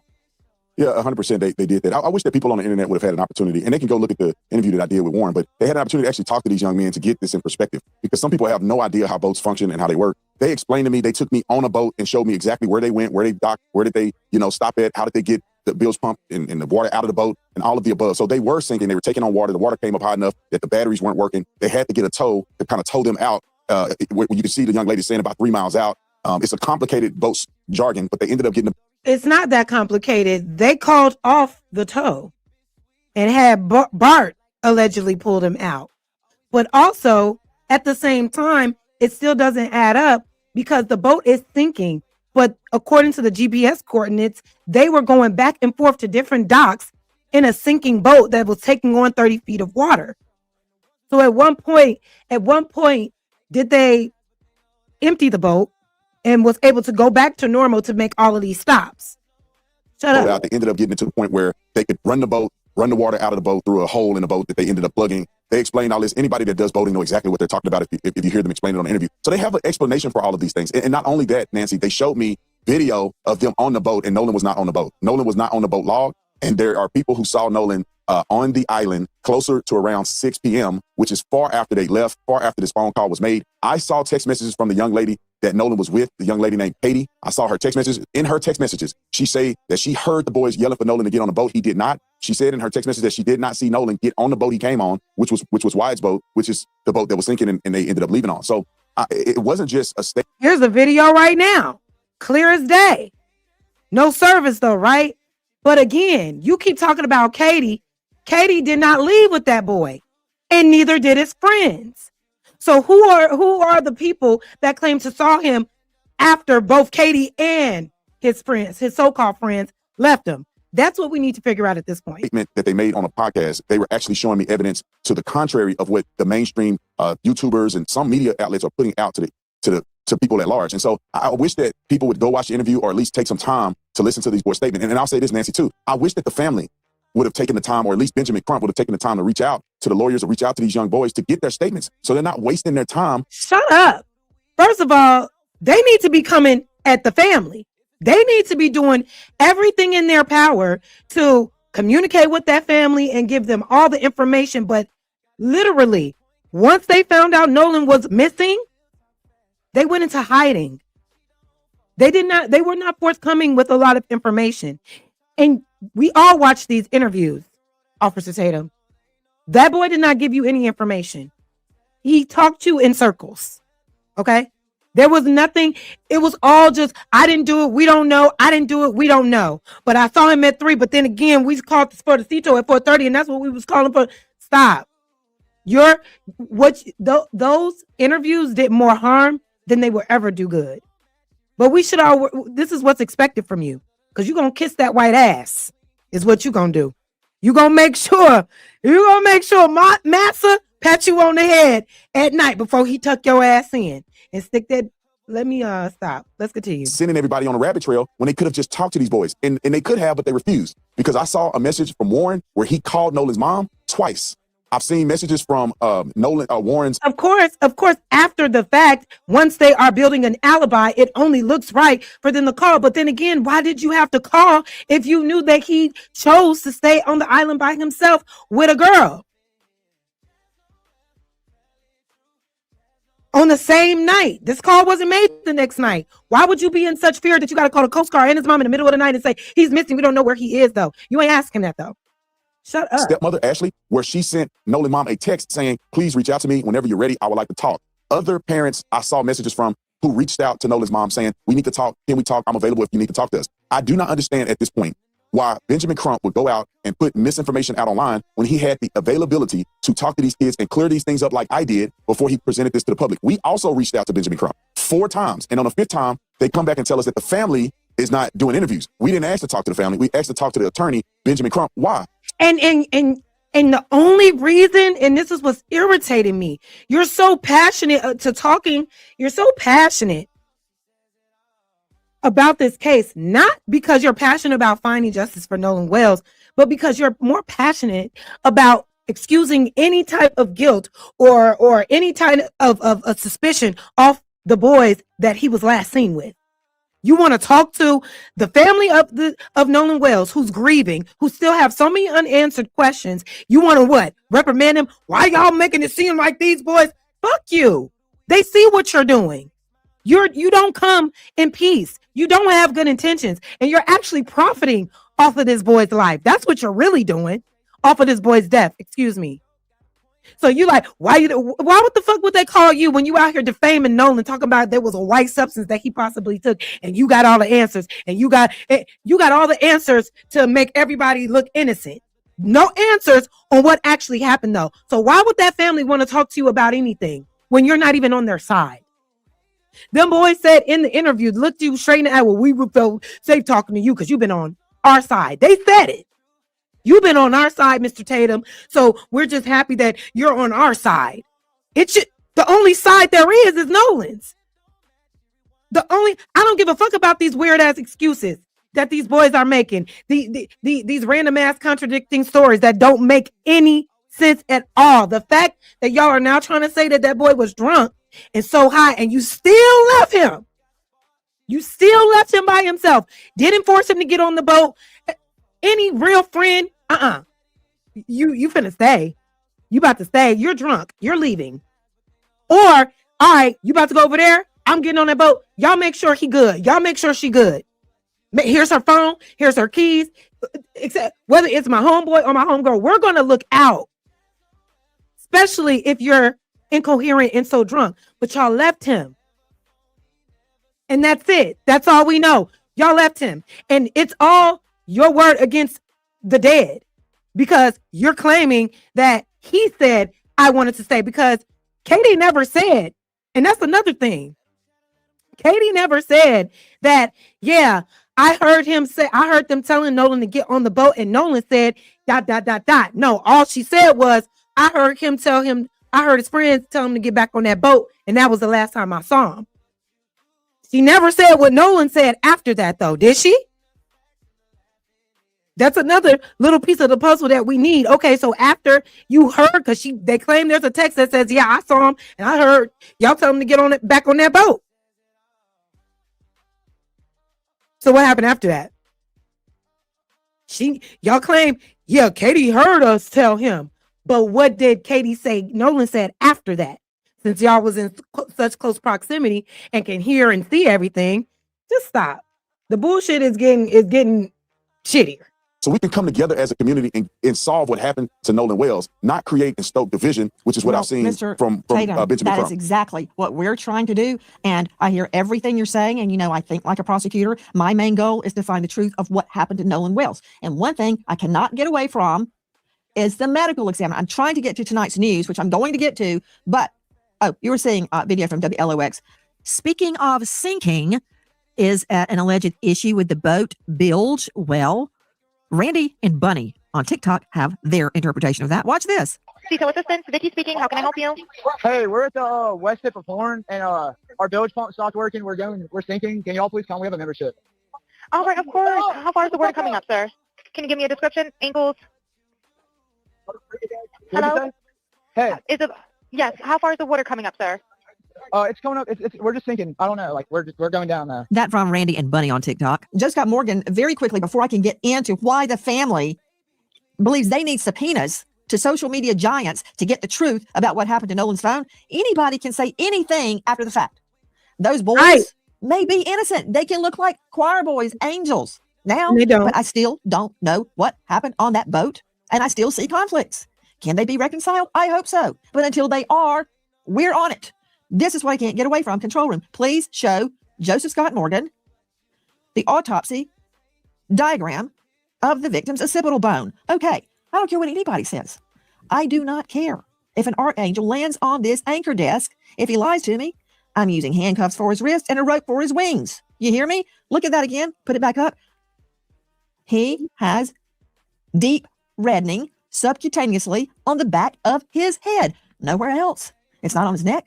The back of his neck anyway. Don't see it on the back. Don't see it anywhere else on the body. So I really don't want to hear a lame explanation that it's lividity of the blood sinking to the back of the body. Number one, the body was on its face. But that said, they kept the neck and the lungs. Lungs to see if he drowned. Neck. Why would they keep his neck? I can't get away from this, Joe Scott. Like we know this. They kept his neck. They kept his throat. They kept his lungs. They kept his stomach. They sent that body with all notes on everything else, but had no notes on where that bruising came from in the back of his neck. Now the state autopsy is sealed. Now the next thing after that is going straight to a grand jury to determine if there's any wrongful death. They know that it's a wrongful death. They know that that grand jury is not going to see any is going to claim no foul play and not take it a step further and get an indictment to go to trial to ask questions. That's why it's playing out like this. That's what, and that's why these laws are made specifically like this. So when these things happen, oh, okay, yeah, they actually did unalive him. It was accident, but it's too many. We can't have nobody going to jail off of this. So we're going to all stick together and frame a story and put out only certain information. We'll never know what's on that state autopsies because that's what's going to tell the truth. But even that, we can't trust anybody on this case. I'm going to fast forward a little bit more to get into more with Officer Tatum because we already know that this autopsy report was some BS. Like what? It shouldn't even, the second autopsy shouldn't have even been done without all of his organs intact once it got to DC for the private autopsy, which is why that private autopsy became inconclusive. They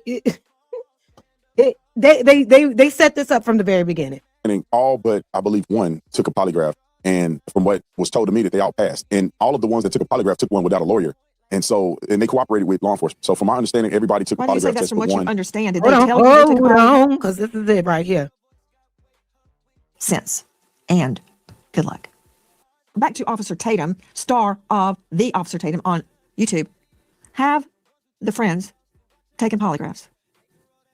But from my understanding, all but I believe one took a polygraph, and from what was told to me that they all but one. Who's the one, and why not? Everybody's so fucking innocent. If you really innocent, hell yeah, I'm gonna take a polygraph test. Hell yeah. Whatever, what you need me to do? What you need me to do? Because I ain't got nothing to hide, and I want justice for my friend. Who's the one that decided not to? Bart, maybe? I don't know. But you leaving that part out. It's so crazy how he out there got in cahoots with all the friends, but nothing on Nolan. It was the boy said, the kid said, this and that said. Full of crap. What classic code said? Full of defecation. This man is full of defecation. Y'all passed, and all of the ones that took a polygraph took one without a lawyer. And so, and they cooperated with law enforcement. So from my understanding, everybody took a Why do you say polygraph that's test from but what you one. understand? Did they? And why isn't that public knowledge? How come the parents don't know this? How come the DA, the governor, they came out with all these other statements against the family, against Ben Crump, against everybody, trying to find answers for this family? But instead of coming out saying, we've talked to every boy that was there, we've given them polygraph tests, we are on it. We don't know anything about that from the people that's actually on this case. But you know all of this information? Officer Ding Dong? Officer Dookie? Okay. Tell you they took a poly and They passed? told, yes, ma'am. They told me that they did it. I wasn't there. So that's what I'm saying from my understanding. They told me that all the boys. You weren't there at all. You went down on that Mississippi Island, thought you really did something. You still wasn't there. You still don't know. And they still lied to your goofy ass face because they know that they could. Except one, which is Warren, I believe, took a polygraph test. All of them did not have lawyers and did it and cooperated with police. Warren also cooperated with police. I just believe he didn't take a lot of tech tests, but Warren is the young man that I interviewed. So according to what they told me, they all took a lot of tech tests and passed. And it's an equivalent of a lot of tech tests. It's not a traditional lot of tech test, but it's the same theology of trying to get to if a person is lying. I don't know the name of it. It's an equivalent of a lot of tech tests. It's a different methodology. I don't believe it was a polygraph test. I believe they took other stressors in order to analyze the So then people the were telling answer the truth or to not. did they take a polygraph would be no. No. Well, yeah, I think it could be semantics because they took a test to analyze whether or not they were being truthful in their statements, and that certified test, they passed it. It just wasn't considered a traditional polygraph. I think it's a more advanced way of doing it. Brandon Tatum. Hold on.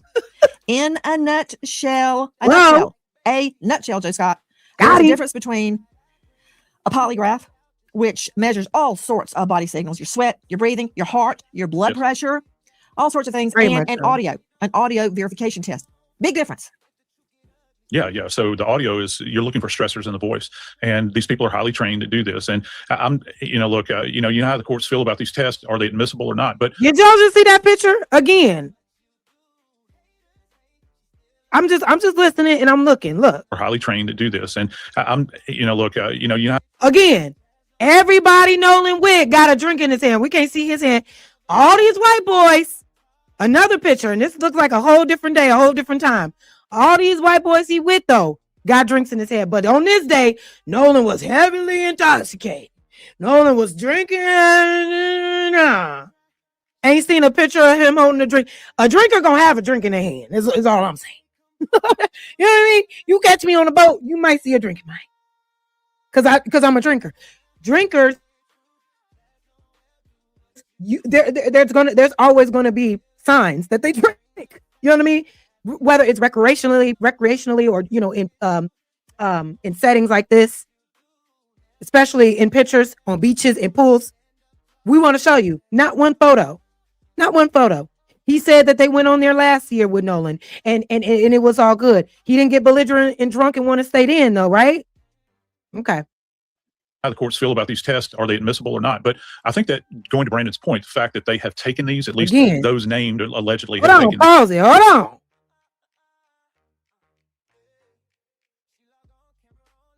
I want to look at that. Yeah. So the audio is you're looking for. I think that's significant. Now, I think that.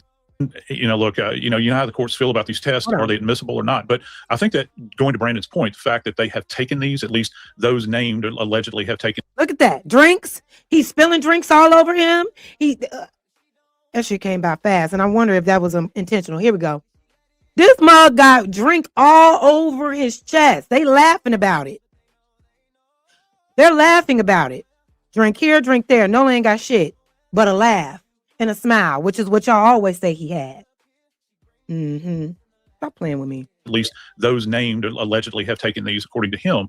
I think that that's significant. Now, whether or not that this is going to be usable, a usable investigative tool is hard to measure. I didn't ask you if it's going to be used in court. That's a whole nother animal. We'll burn that bridge when we get there. Okay, there may never even be a court case. First, I got to find out what happened to Nolan. Okay, so let's not put the cart before the horse. You've got eye detections tests. I don't put any stock in that as to whether somebody's lying. You've got nonverbal communication experts claiming they can tell. You've got brainwave analysis. You've got all sorts of things. I want a poly. I'm not saying they did anything or they didn't do anything. Go, strap up, take me a poly. Officer Tatum, star of the Officer Tatum on YouTube. I've been told, but I can't verify, that the boat in question has been searched by scent dogs and cadaver dogs. Is that true? I'm not familiar if that's true. Let me just clarify. The test that they took was a voice stress analysis test instead of what we. And you see how quickly he had to go over that. I don't know anything about that, but let me clarify this. He got a call. He got a text. He got somebody in his ear. Hey, you need to clarify Immediately, like I see the play. It's right there. Call it traditional polygraph test, but I'm not familiar with the Gava dog searching a boat. I wasn't informed that was the case, but I was told by the boys that they did not wash the boat off or do any of those things that they were accused of doing, after this incident. Right. And I say, based on all the things that I've heard, it appears that they've been very truthful with me and law enforcement. They've already communicated with law enforcement very early on. Okay, Officer Tatum, coming from you, I do give that credence because you were Tucson PD. I've had people sit down, look me right in the face and lie, and they are so convincing. So I don't like Officer Tatum. He's a liar. He's a liar, Miss Nancy. You're talking to a liar, pathological liar, especially as it pertains to Black folks in these situations. His whole shtick is to lie on the community and look. His whole shtick is to villainize the Black community and make white folks look like victims, innocent heroes. So I need you to learn who this man is, Miss Nancy. I don't know if you be watching his content like that. I ain't never took you to be anti-Black or racist or whatever. But you need to learn who you're dealing with. This person is not, you don't give him any credence, is what I'm saying. know who's telling the truth. I don't know what happened, and that's why I really resent people suggesting the investigation be shut down. We're not doing that until we know what happened. Officer Tatum interviewed multiple of the young men on that boat. Now, let me address what's happened in the last hours. The family is not buying what they are saying, that nothing was deleted. They're not saying they're lying. They're not saying they're telling the truth. They have hit social media giants with subpoenas once and for all to get everything there is to get about Nolan Wells Digital. Okay, straight out to Dr. Jim Jones, joining us out of Virginia. Dr. Jones, cybersecurity, digital forensics expert, digital forensics program director, associate professor, George Mason University. Okay, can't argue with that. Okay, Dr. Jones, what will the evidence reveal? Let's just start on Nolan Wells' cell phone. Let's start with Snapchat. Sure. So on his cell phone, any images taken for whatever app are going to be stored locally, at least temporarily. So Snap is one of those apps that deletes the picture afterwards. The key here is that when digital files are deleted, the data does not immediately go away. So the data is left intact at least for fractions of a second, sometimes hours, days, weeks. So what they'll find, assuming that they have access to the unencrypted data on the phone, is they will find bits and pieces of old text messages, videos, pictures taken, and that might reveal something that they can timestamp to the event in question, yet the picture is not still in the active files. That would suggest a deletion. Okay, hold on just a moment. Let me see, Jones. Dr. Jones, I'm just a trial lawyer. I need you to explain carefully what you just said. Let me ask you some pointed questions. Snap is different, very different. Hold on, doctor. Let me go to Tanya Jordan, chief parent. All right, they're going to just get into what Snapchat is. And the lady came on and said Snapchat was originally for people to share nudes. Never knew that a day. Never knew that a day in my fucking life. That's what y'all be using Snapchat for. When I used to use Snapchat, it was not for that. Okay? I don't know. I had no idea that it was solely created to send, salacious content back and forth because it disappears easily. I haven't used Snapchat in years, right? But when I did use it, it was not for that. It was just another fun app like any other app that we use. But anyway, y'all can go and check the rest of that video out. I just wanted to share that part where she blatantly called him up in the lie. Did they take a polygraph or did they not? What did they say or what did they didn't say? He still didn't answer the question directly. Let me fast forward to see if there is more information on this with Tatum. Officer Dookie Dog. Okay. Or a record is created. Excellent. The ping trail. Okay, back to Officer Tatum. Star of the Officer Tatum on YouTube. Did the young men you interviewed, I believe it was 4 of them, state that Nolan did not have reception, or did they explain why there are no pictures, texts, instance, nothing on his phone? Did they have an explanation for that? Yes, ma'am. They didn't mention anything about whether Nolan had service or not, but they articulated the reason why Nolan may not have certain pictures on his phone. And they had mentioned because Nolan spent the night at their house the night before, because it's traditional for the last few years that they actually went to Horn Island together. But they were saying that they had taken pictures at the house. Some of the pictures that you've seen floating around online were pictures that they took on the boat, but they didn't take those pictures when they got out, out there to Horn Island because they were having fun. And I would argue that they were drinking, and I couldn't imagine that they want to get underage drinking on camera. So what they had articulated to me that it wasn't abnormal for people not to snap and not to do a lot of pictures and things like that because they were focused on. But you told me they showed you pictures and videos. Yeah, so but they it's did not take uploaded. pictures and videos. No.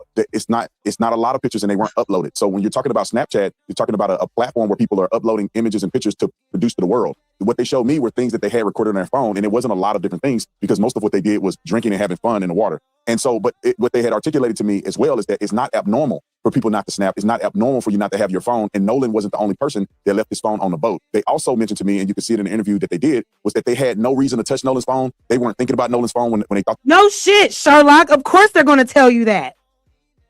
Of course. They're not going to incriminate them. Shit. The admission of guilt was in the way that they responded. Why would we do that? We talked about this. Why would we touch his phone? Who told you we touched his phone? We didn't do that. Okay, guilty.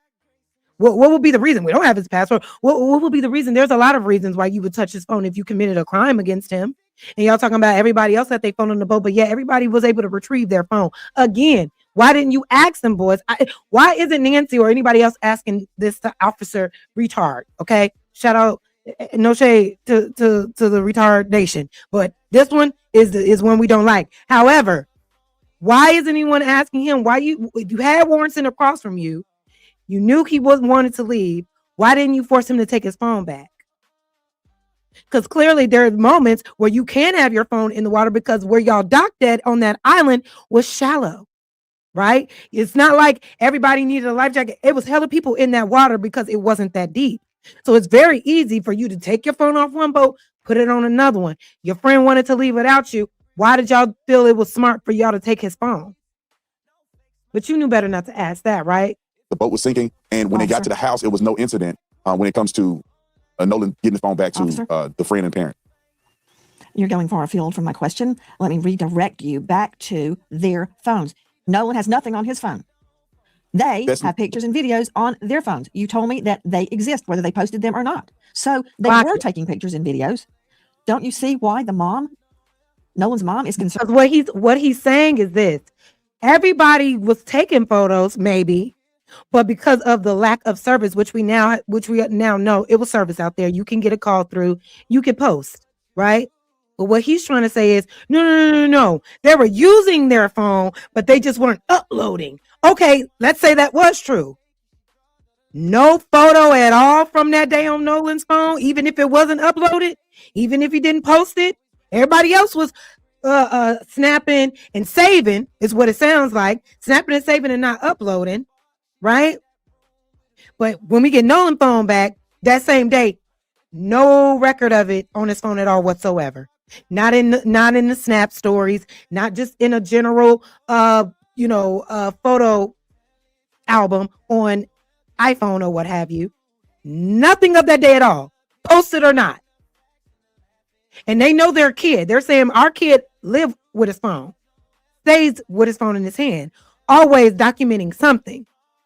But nothing on that day was recorded. Mr. Tatum, shut the hell up already. You're a liar. And there's a special place for you. Mark my words. All right? Mark them. You will reap what you sow. Please understand. Please understand. All right? God always is watching. All right? So watch out, Titty Tatum. And I need to stop giving you that name because titties are good. Titties are good. You're just a weak motherfucker. And you're a liar. And you are a conspirator.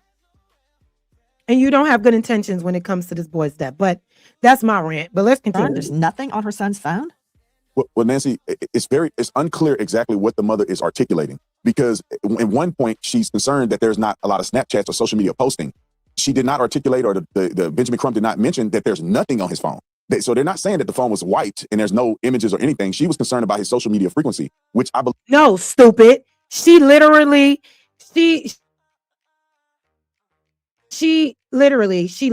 said there were no pictures taken at all that day on his phone, which is unusual for someone who is an avid picture taker, avid video taker. It's not about was he using Snapchat and loading it up. No, there were no pictures at all that day. Wiped clean is the words that she used. So you're the one that's not being clear about what was said, because you want to play semantic gymnastics and make it seem like she's being vague. Well, no, that's what you and everybody else believe. After talking to the boys, it was consistent with what they said, and it was consistent with basic deductive reasoning that maybe he didn't post a lot on that day. So what remains a focus for me, and if I was investigating this Not case, talking about I would posting. want to know. Not talking about whether We're talking about posting. No, He didn't what I'm even saying take is anything. that There's no pictures, there's no anything. That's what the mom is saying, but we haven't had an opportunity to either see or hear exactly what she's trying to articulate. She said what she said. What's wrong with him? She said what she said. There were no pictures taken at all. Nothing. Regardless if something was posted or not, there was nothing taken at all. Nothing. That's unusual. And now you're calling the mom a liar. The mom that lost her son is now a liar. You're a sick-sack piece of shit. You are a sick-sack piece of shit. Some of the things that she said in the media is that she's talking about posting. I don't believe she said that there was nothing at all on his phone. That's no what pictures, she no nothing. said. But I wasn't able to verify that. So if I was able to see Nolan's phone and So you're verifying everything that these boys are just telling you to your face, and you're taking, what they're saying to you out of their mouths as truth.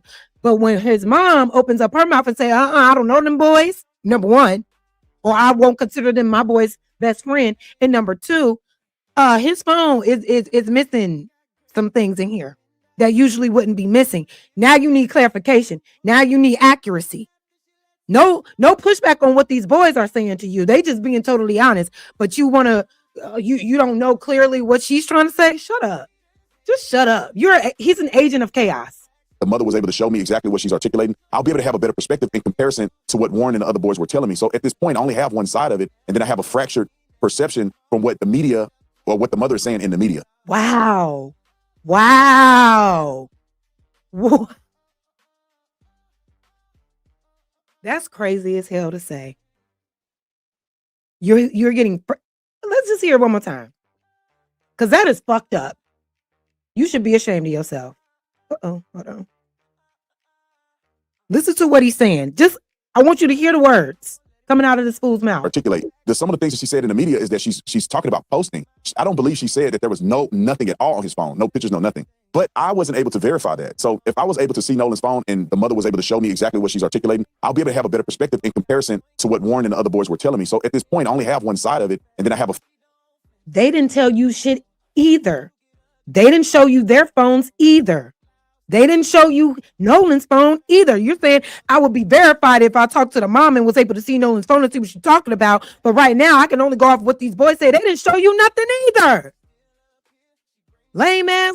fractured perception from what the media or what the mother is saying in the media. So when the police officers look at his phone and they do a forensic extraction, if they're allowed to do that, they will see plainly if Nolan was on his phone, if he had taken pictures, and if they were deleted. Now, I'll implement this as we begin to try to guess and figure out what was happening on that day. It doesn't seem to be reasonable to suggest that the boys were in his phone deleting things. Now, after hanging out with the boys and getting to know them well, they're very intelligent young men, very savvy, and they were raised well. I would project, if I were to make an assumption, that if they were trying to cover up something that happened to Nolan, I would perceive that they would throw the phone in the water or something where it never would be recovered. Or if they had access to get into the phone, they wouldn't just delete, they would just completely rewrite the phone or, do a hard reset. Criminals are not very smart. There are a lot of dumb criminals out here. And we're also talking about kids. We're talking about teenagers, young adults, ranging 18 to 21 years old. You accidentally unalive your friend that was with you that day. You're panicking and scrambling, trying to figure out what to do. And there was probably talks about what should we do with the phone? Well, maybe we shouldn't get rid of it. Yeah, because that would further prove a scenario, right? So no, your theory doesn't work. Or they wouldn't give the phone back to mama or the family anyway. So with those factors put in place and what I've talked to them about, it seems as if their story seems consistent to me, that they did not get in the phone. They did not know his password. They had no reason to believe that there was a necessity to get in the phone. Officer, and they gave it I'm over not to the saying family. you're wrong. I'm saying I'm not taking anybody's word for Hello? anything Hello? until I investigate it and corroborate it. Again, that's fair. Maybe they're completely innocent. And why the hell are you, Officer Tatum? I'm actually doing the investigation. Why are you just taking their word for face value as truth without any evidence to refute? Doesn't make any sense. So, maybe they're not. I don't know. Or maybe someone else had something to do with Nolan's death. I don't know, but I will find out. And you said, I don't know what she said exactly. Well, here is what Nolan's mother said. When we opened it up, there was nothing. There were no saved pictures. There were no snaps from that day. And we did open it before the 24-hour expiration. So we found that very concerning, only because anyone who's ever been around Nolan will tell you at social gatherings, he's taking videos, he's taking pictures. He's even come up to me when I'm getting ready to go to bed. Hey, Mom, come on, take a picture of me. You know, like that was Nolan. So that's why we feel that things may have been deleted, was because of the fact that there was nothing in either one of his accounts. Okay, to Tanya Jordan, BART, parental control officer and author. Do you understand what she just said? I do. Explain it.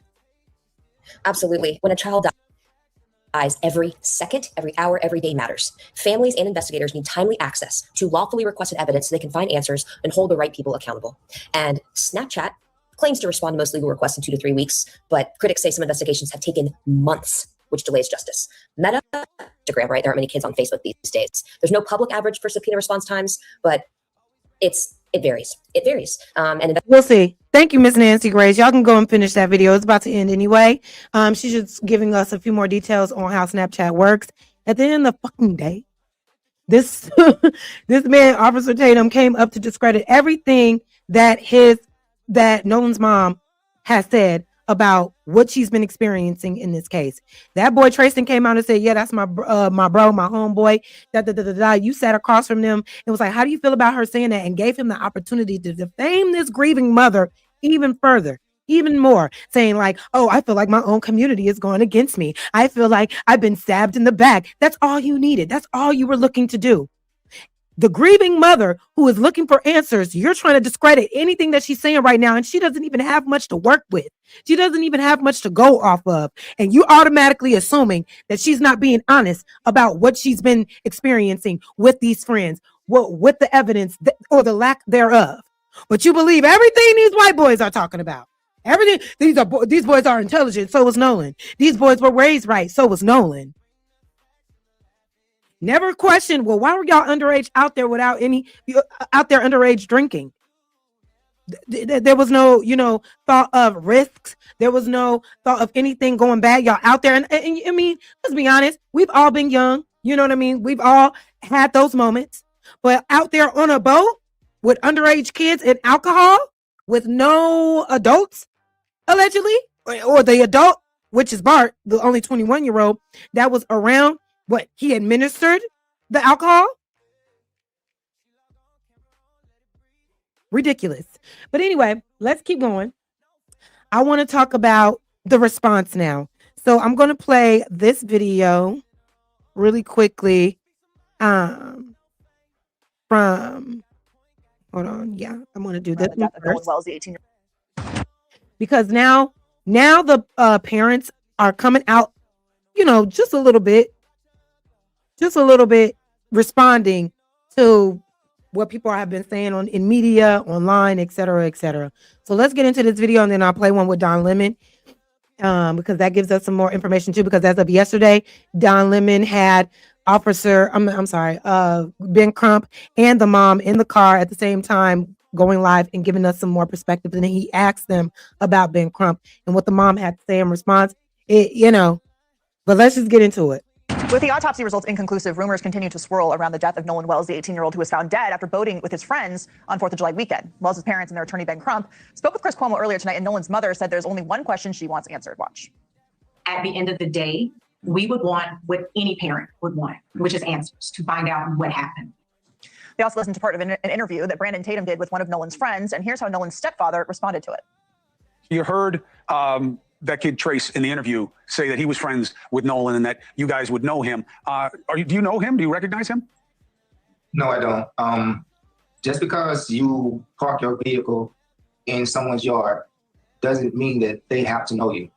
Sounds more to me like he's more focused on getting people to know him and getting away from the fact that he's talking about Tracy. Thank you so much for the $2 super chat, and welcome in Trail Mix. Thank you so much for the $2 super chat. He says he is disgusting to listen to, shaking my damn head. He truly is.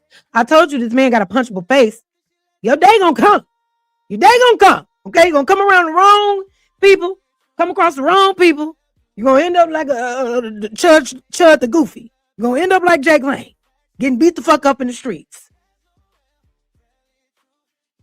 I wish that for you. Yeah, I said it. I wish that for you. Sometimes you need to throw hands for people to understand.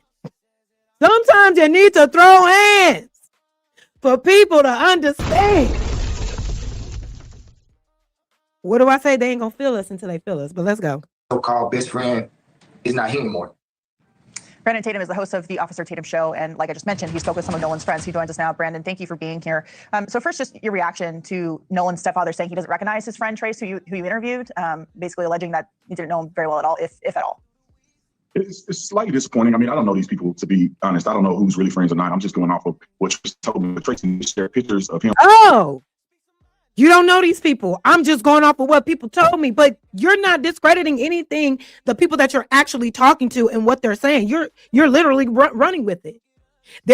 You just said it's kind of disappointing based off of what they said. Well, why can't you consider what these parents said? They said they don't know that nigga. They said they don't know that boy.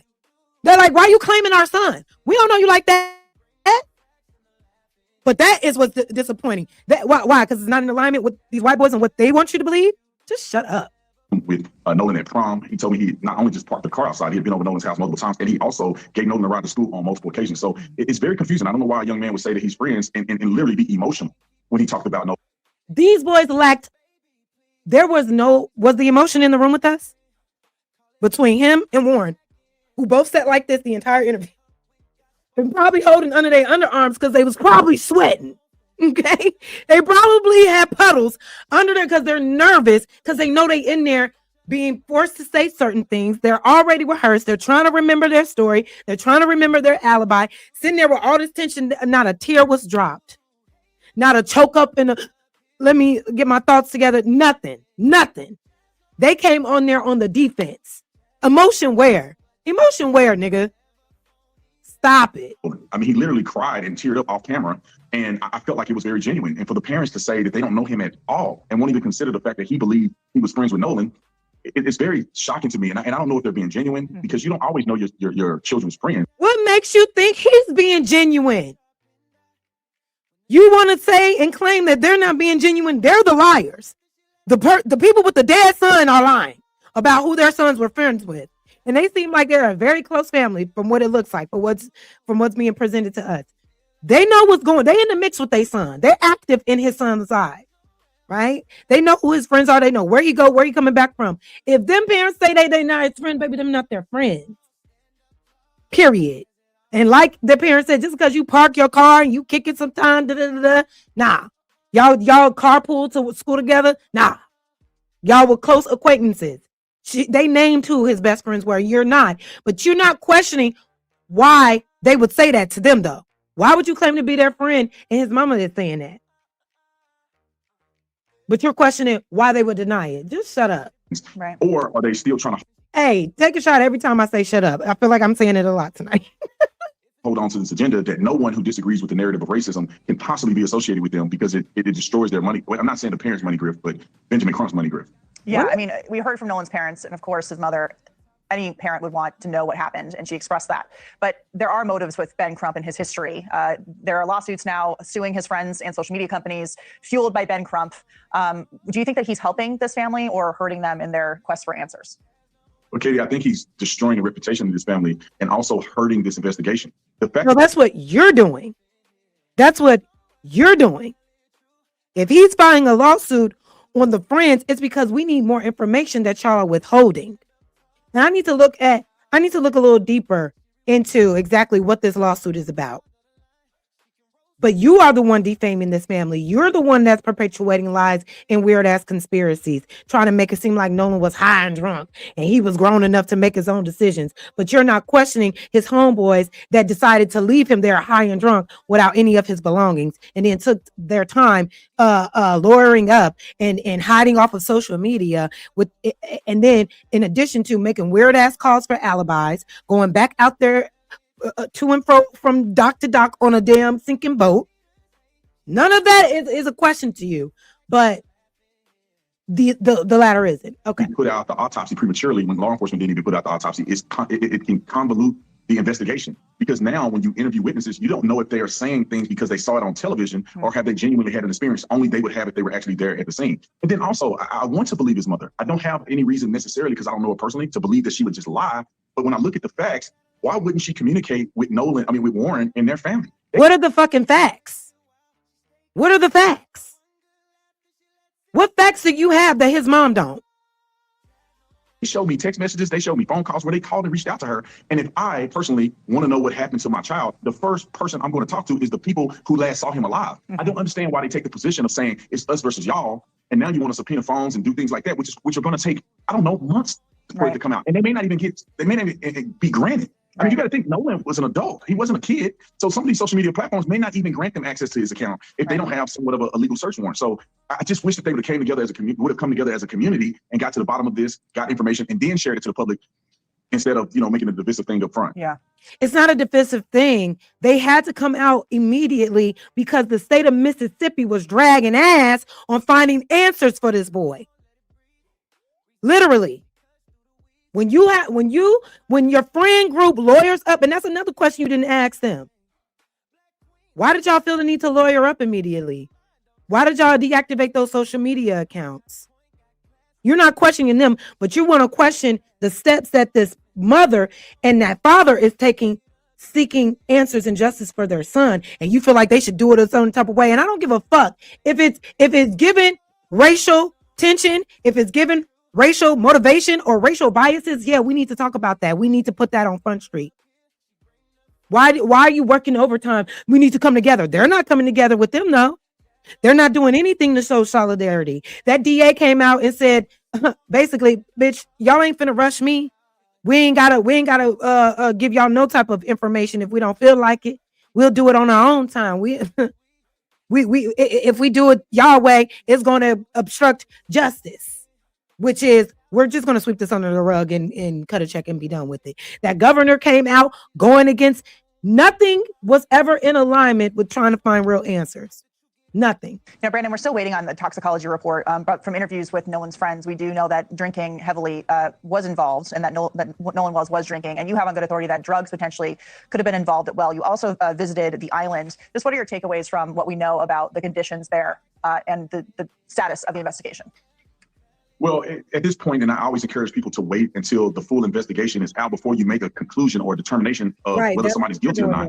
Going out to Horn Island was very revealing to me because the initial statements from people who were talking about this, especially the Nolan Wells family, that they were acting as if they just dropped Nolan off at an abandoned island where no one was around to watch him get murdered or something. And then now you go and look at it and you go, well, no, there was tons of people there. That gives me... Nobody ever said that. Lying ass nigga. I've had enough of him. Let's move on to the next. That somebody saw what happens, but it also proves in many ways that they didn't just abandon him as if he was a little kid on the island by himself. So nobody said that, but they abandoned their friend that they're not claiming is drunk. They left him there and they didn't give him his phone. That's the issue. You're talking about other things that nobody is even saying. I've had enough of him. Let's go on to this interview with the parents on Don Lemon with Ben Crump, and let's see how they respond. Breonna Taylor cases.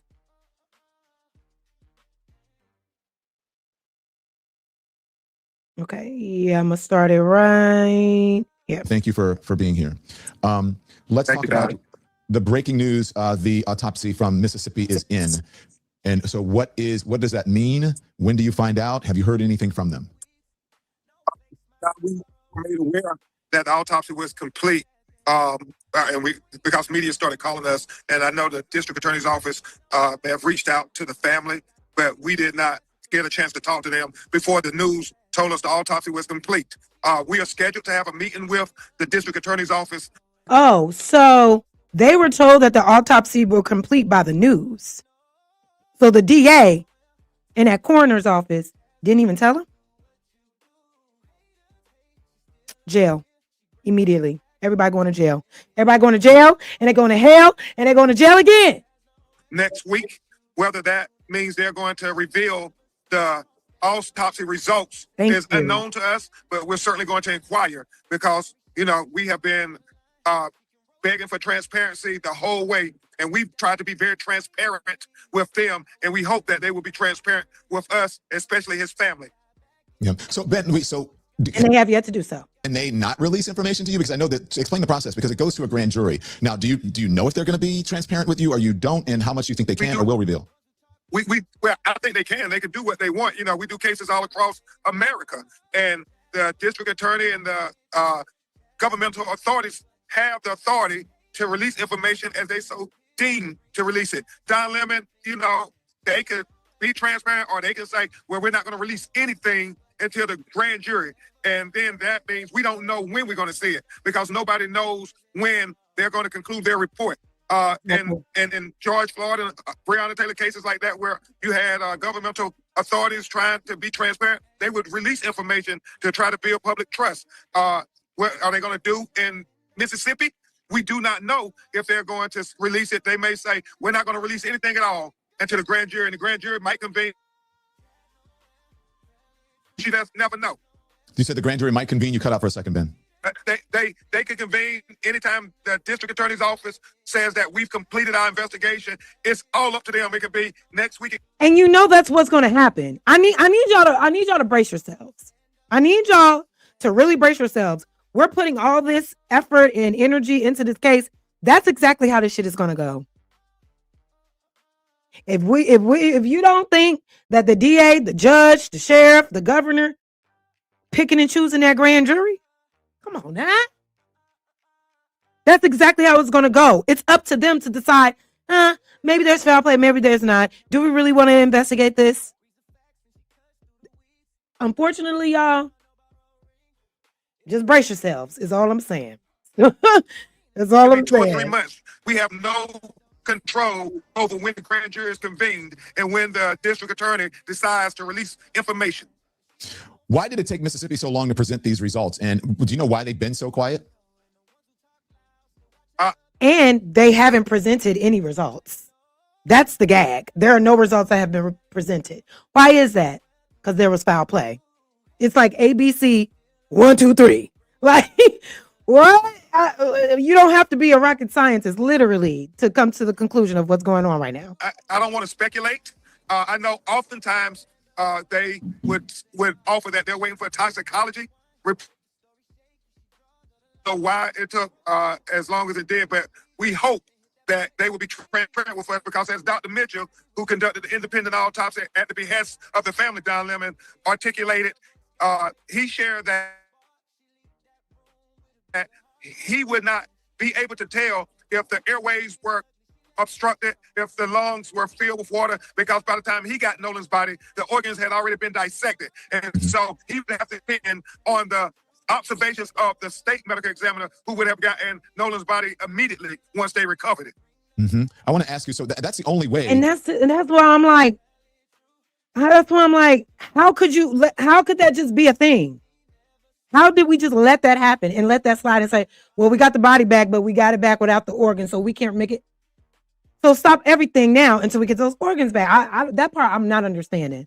That you're going to know if the independent autopsy and the state autopsy, if they indeed match up with each other. So 2 questions. That's the only way you're going to know. So one would think that they'd have to be transparent, or at least they'd want to, so that you can combine the two, because they want to get to the bottom of it. If there's some discrepancy with one or the other, that can be really beneficial to finding out what happened to Nolan. And so what happens if the results in Mississippi don't align with the evidence shown so far? That's a big deal. Yeah, and oftentimes, Don, you do find that you have differences in autopsies.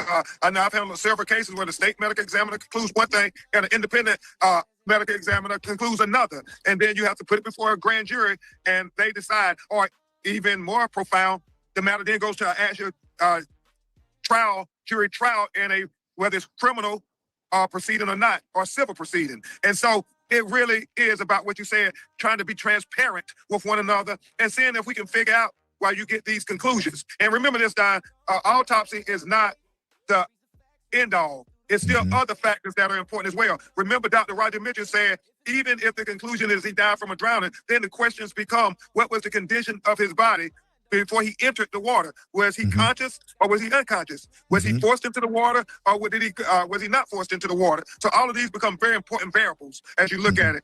And I'm saying this, and I'm here with Christine and Elmore as we go to Cincinnati, Ohio, to speak to a lot of young people, high school students and so forth, at the Omega Conclave Convention I'm sensitive. We're talking about autopsy, and I know this gets a little emotional. Well, that's why I want to ask Ms. Christine, who's there, and Mr. Elmore there as well. Ms. Christine, thank you so much. I'm gonna hand the phone to Christine. Okay. I know that it's difficult for you to listen to this, and I was. No, you're confused. We have the results of the independent autopsy. We do not have any results or any updates on the state autopsy. They sealed it, said that it was completed, and it's going straight to the grand jury. So make sure you got your facts straight, babe. Thank you. Keenly aware that you're in the background and you're having to deal with this. I wrote something this morning in my newsletter, and I said that you have been wanting transparency around this. First of all, good morning. Thank you for joining us. But you've been wanting transparency around this. But hearing the actual words and the results or whatever, that is extremely difficult. You want transparency, but then to be able to hear it is heart-wrenching. It's really a double-edged sword. It is. And honestly, it's one of those things when we're sitting in it, because we have not been able to fully grieve, right? So there's a bit of dissociation that occurs. And I too have to just always take a moment to step back and be like, okay, however it goes. No, Biz, I don't think that they saw it, because they just said that the family didn't even know the autopsy was completed. They didn't communicate to the family that it was completed. They found out from breaking news. So that should let you know they ain't seen shit. They ain't seen nothing. Goes right. Like it has to, in some way, like it has to be accepted. But again, I can't fully accept the answers and things that were told to us at the beginning, because it was too soon.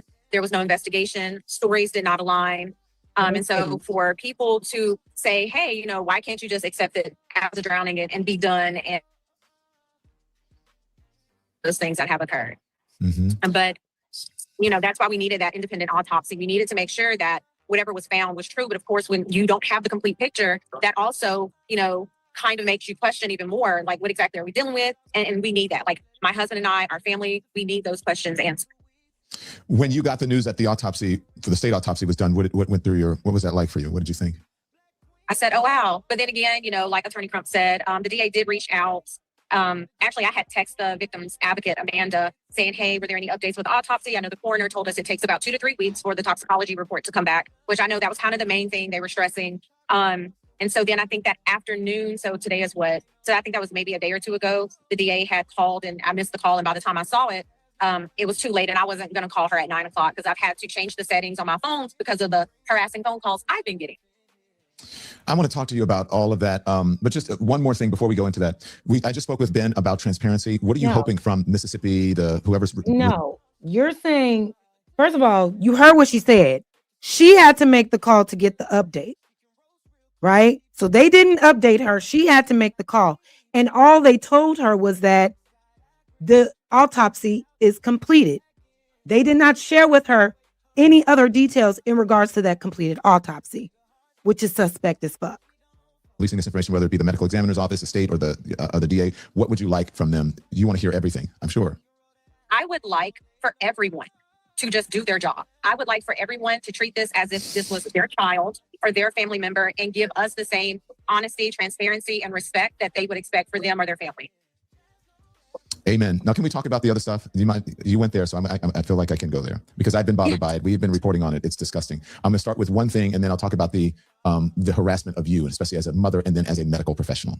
And I know you take your profession very seriously. When you said, "I love everybody, black, white, red, green, it does not matter." So do not get that wrong. And you've always had really good reviews. But I want to talk about this blaming the victim and smearing the victim. The reports that we've been hearing. No, Nolan was drinking. He was doing this. He was doing that. Why, I guess we know why they're doing it, but I want to know what your assessment is, how you feel about that, because even, let's just say that he was, I'm not saying that he was, let's just saying that whatever he was doing. Babe, you are confused. They're not waiting on the end. Did you not see on the last stream, one of the streams we did, we literally went through the press conference where Ben Crump was giving all the details on the independent autopsy, and they had to say that it was inconclusive because the state autopsy had not revealed any details, and that they did not bring back his organs. So we don't know. And now the state still isn't saying anything. You're confused, babe. They know about the independent. They know about the independent autopsy. They don't know anything about the states. The second autopsy they have information on.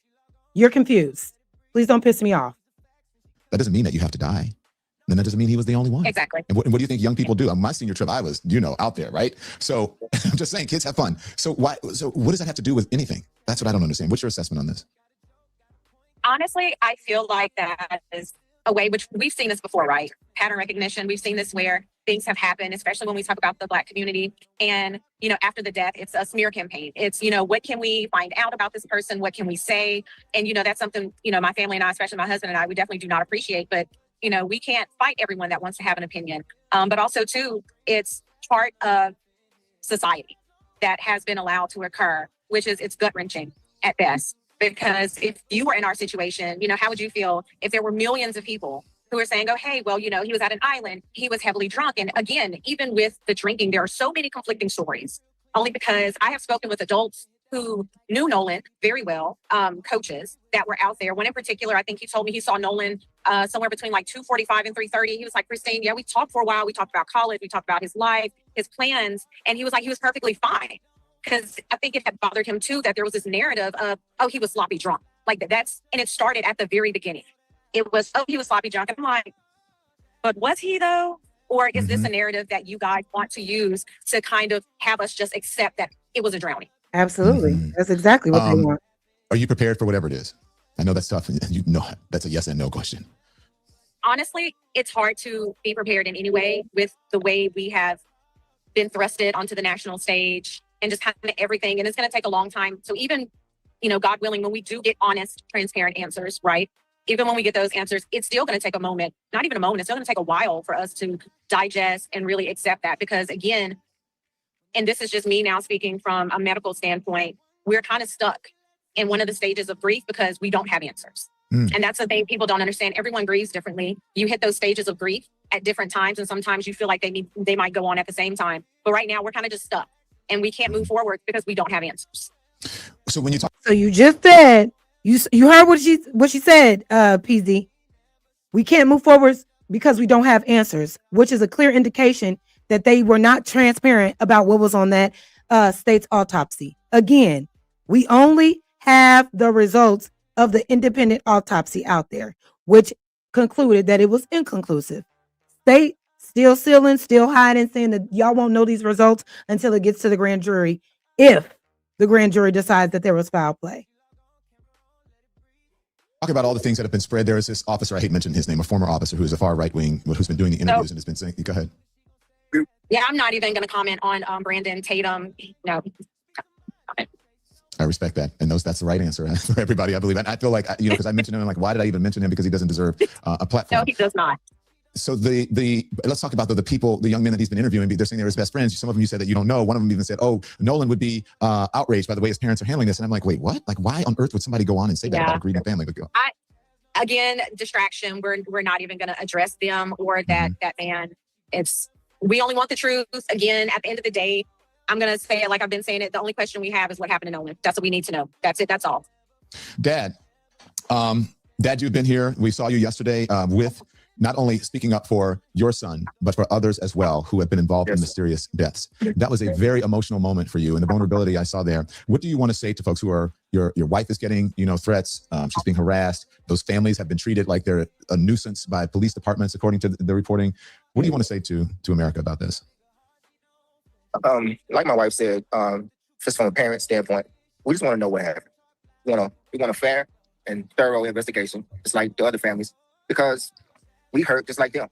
If this was their children, they would want to know. They would want to go to every resource they can get to the ends of the world to find out what happened. So then that's all we're doing. We're not accusing anyone. We just want to know what happened to our son because and that's exactly the issue that I'm having with the boys that are involved who feel like they're being attacked when at no point did this family ever accuse them of anything. So why are you taking it as an attack on you? Because they're trying to ask you, well, what the hell happened? Because clearly the answers you're not giving them, it's not sticking, it's not landing. It's too many holes in the story, too many contradicting stories. But at no point were you ever accused of anything. They just want answers. Who, like that Tatum said, I talked to, and I have the people that said they saw Nolan, That's who we need to be talking to after the fact. Katie wasn't on that boat after. They weren't on that boat after, allegedly. If y'all claim y'all saw him after the fact, bring those people in to the front. Doesn't add up. times don't add up, stories don't add up, and it just That's doesn't. So we just want a fair and thorough investigation so we can grieve properly, because we can't, because there are so many answers, but so many questions that are not answered. I don't know if you want to respond to this, or Ben or Christine. The father of one of the young men who's been speaking out has put up a $50,000 reward reportedly. What do you think of that, Ben or Elmore or Christine? Yeah, so we are happy with anybody who wants to share the objective to get into the truth of what happened to Nolan Wells. So we applaud it and we say, yeah, let's all work together to get answers, because we, as we've said continuously, Don Lemon, adamantly, somebody saw something, somebody knows something. I mean, and that's what you want, are answers. Mm-hmm. Ben, yes, we all do. So I guess it's just the people that's observing the situation that think that that's some bullshit with that father pledging $50,000. And there's I got to find more information, but there's a rumor going around that after he pledged that $50,000, he decided to go against and sue Ben Crump. That's alleged. I need more information on that, but that's weird. That's weird if that's a thing. Want answers in this. Can you talk to us about that press conference yesterday? Because it's not just, and all of them 18 years old, these young people, right? There was a very emotional press conference with the family and the grandmother. You chose to highlight that at the Urban League. Tell us why. You know, I am so thankful that Christine and Elmore, Nolan's parents, were open to being able to use the attention that they have been blessed with in the loss of their son to try to help other 18-year-old Black boys who were lost in similar manner as Nolan. Don Lemon, you and I have been doing this for years, where you use your platforms to give, you know, a voice to those who don't have a voice. And when you saw that press conference yesterday, you saw two families completely devastated, where you had their 18-year-old Black boys, three families, all in search of the truth, coming together about what really happened to their children. You had Daniel Irvin, who, like Nolan, they're saying it was an accidental drowning, even though his mother said he was on the swim team. And the fact that he was, you know, on a fishing trip or something with two other white teenagers, he allegedly accidentally drowns. And then they throw away his cell phone, they throw away his clothes, and they delete all their text messages with him. And his mother, Tamika, is out of her mind trying to say, where's my baby? And after 4 days and an all-out search where the activist community and everybody are getting involved, then one of the young men and his parents come forward and say, well, he accidentally drowned and we were scared, so we got rid of evidence and, you know, we are sorry. And so they're charged with tampering with evidence that they lied about. The fact that if it's an accident, it's an accident. The fact that their go-to is to destroy evidence, even if it's an accident, that should be a crime in itself. You should go to jail just for that, just for that reason alone. Because to say we thought it was an accident, it was an accident and we panicked. You shouldn't be panicking thinking that someone's going to accuse you of anything if you really think it's an accident. No, you got rid of evidence and you tried to do away with it because you had something to do with it. Point blank, period. And his mother, Tamika, is saying, if you lied about his cell phone, you lied about throwing away his clothes, you lied about deleting text messages, then how can we believe you when you say he accidentally drowned when my son was a swimmer? And the fact that the Dallas Police Department took 3 months, even after they confessed to doing all of this, Don Lemon, before they did anything. And she adamantly believes that it was because of Nolan Wells that they finally arrested them for tampering with evidence. She didn't think they were going to do anything. And this was just this Black mother by herself just fighting down. Nobody gave them any attention in the media and stuff. And so that's what this is about, trying to make sure people know our children's lives matter too. And then, Don, Tyler Smith in Lexington, Kentucky. I mean, on 4th of July, this is the same day that Nolan goes missing. Her son, Lindsay Smith's son, Tyler, is at the house celebrating 4th of July, and he's the only Black person there. Exactly. And he somehow ends up shot in the head, dead. 911 is called, the police come, and then they say they were playing Russian roulette, that it was an accidental shooting, that he shot himself. And So shout out to Don Lemon, shout out to Ben Crump for this conversation right here. They're basically just reiterating the things that they said at that press conference. I want to play one more video that I just saw really quick before we get out of here, because I do got to go. I got a whole wedding I got to sing at in like 2 hours. But I want to play this real quick. This is another one from Trent Out Loud. He said he caught Harvey lying. Now, Harvey is the guy that hosts TMZ, and they've been covering this story too. But we now have evidence. We now have a little bit of proof that TMZ is in cahoots. TMZ is also perpetuating narratives that aren't true and that are assisting in a cover-up more than it is assisting in finding answers. So I'm just curious. Let's watch this video really quickly and get into what happened. And I caught Harvey in a Make sure you guys like the video, share the video, hype the video when we're done. bold-faced lie. Yeah, but Harvey, how do you know? Can you confirm to me right now that it was taken on July the 4th? Also, during my interview, Harvey boldly confirmed that Nolan was not on the boat that was heading back to the mainland. And I also checked him on that comment because as far as I know, the investigation is not completed yet and no officials have confirmed if Nolan was on the boat or not. He wasn't on that boat. And when I am done dragging Harvey and TMZ, I'm going to tell you about Warren's dad and his plans on suing Benjamin Crump. I just said there was a rumor. Okay, let's get into it. And then I will let you know about the first arrest in the Nolan Xavier Wells case. And surprise, surprise, it has nothing to do with Nolan. Somebody has been arrested. With the arrest for the lady that's being, for the white woman, a swift and fast arrest, allegedly. Because if you ask me, they picked somebody off the street and blame somebody. All these death threats, I think they're doing it themselves. I don't believe that it's a bunch of people out here sending death threats. For what? For what? But let's continue. For threatening Judge Ashley Cole, who is Warren's stepmama. Pretty ironic that the first person arrested is somebody who threatened a white woman. Exactly. And the updates do not stop there. I have some news about the state-ran autopsy and what's really going on behind the scenes. There has been a ton of developments over the past 24 hours in the Nolan Xavier Wells case. Sit back, relax. I'll tell you everything you need to know, and then I'll hand it off to you, the out louders. Let me know what you think in the comment section below. Before I start dragging Harvey and TMZ, I would like to give them credit for one thing. Shout outs to you guys for having me on the show. As they know, and many of you might know, I drag TMZ almost every day on this channel. I pretty much talk very unfavorable of them, and I'm very critical of them and the reporting. But regardless of that, they had me on yesterday to say my piece, and that you have to respect. Now, with that out the way, let me tell you how things went down, okay? And I have the clips to show you. It is on their website right now. You can see it was posted yesterday, but I'll show you clips of it right now. It's 10 minutes. I brought it down to around like 2 minutes. They started talking about the autopsy. They started talking about Ben Crump and Judge Ashley Nicole. I'll tell you guys about that. As a Sacramento area Fast forwarding to the exchange. man was arrested. And there was something else that one of the boys who was friends with his dad talked to the New York Post and said they are considering filing a defamation lawsuit against Ben Crump. What we've kind of concluded based on video that we received is that Nolan was not on that boat, that's the boat at the beginning of the trip back from Horn Island, and that Nolan is not on that boat, and that's the boat that went into distress a few minutes after leaving Horn Island. Hey, this is a Trent Out Loud YouTuber. I think the judge threats and the Benjamin Crump defamation lawsuit is just a distraction. I think it's incredibly telling that a white woman goes out and shows us the threats she's getting, and within days there is an arrest, but there has been zero arrest when it comes to the Nolan Xavier Wells case. Do you have any idea how many threats Christine has gotten? How come there's nobody arresting for the people that are threatening her? Well, no, listen, you first have to determine if there's foul play, right? And I don't know that they've determined that yet. So you don't go out and start arresting people until you know A, if there's foul play, and B, who did it. But just because there hasn't been doesn't mean there's not a real investigation behind it. Agreed. But now let's talk about that picture that you showed up of the boat. We got that picture from Officer Tatum, former Officer Tatum. How do we know when that picture was taken? We have no metadata. We have no proof. How do we know that? And also, well, no, but what the video? It's not a pic. We're talking about. Well, we put out pictures and video. I know, but the video, we can align the video with the distress call, and he wasn't on that boat. Yeah, but Harvey, how do you know? Has former Officer Tatum, has he provided you guys with the metadata? Do you know 100% when that video and those pictures were taken? Can you confirm to me right now that it was taken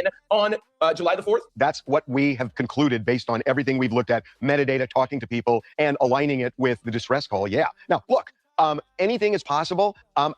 I'm certainly not saying it wasn't foul play because I don't know. It's just, I think, jumping to conclusions at the beginning and starting to point fingers. But they jumped to conclusions at the beginning. They jumped to the conclusion that there wasn't any foul play.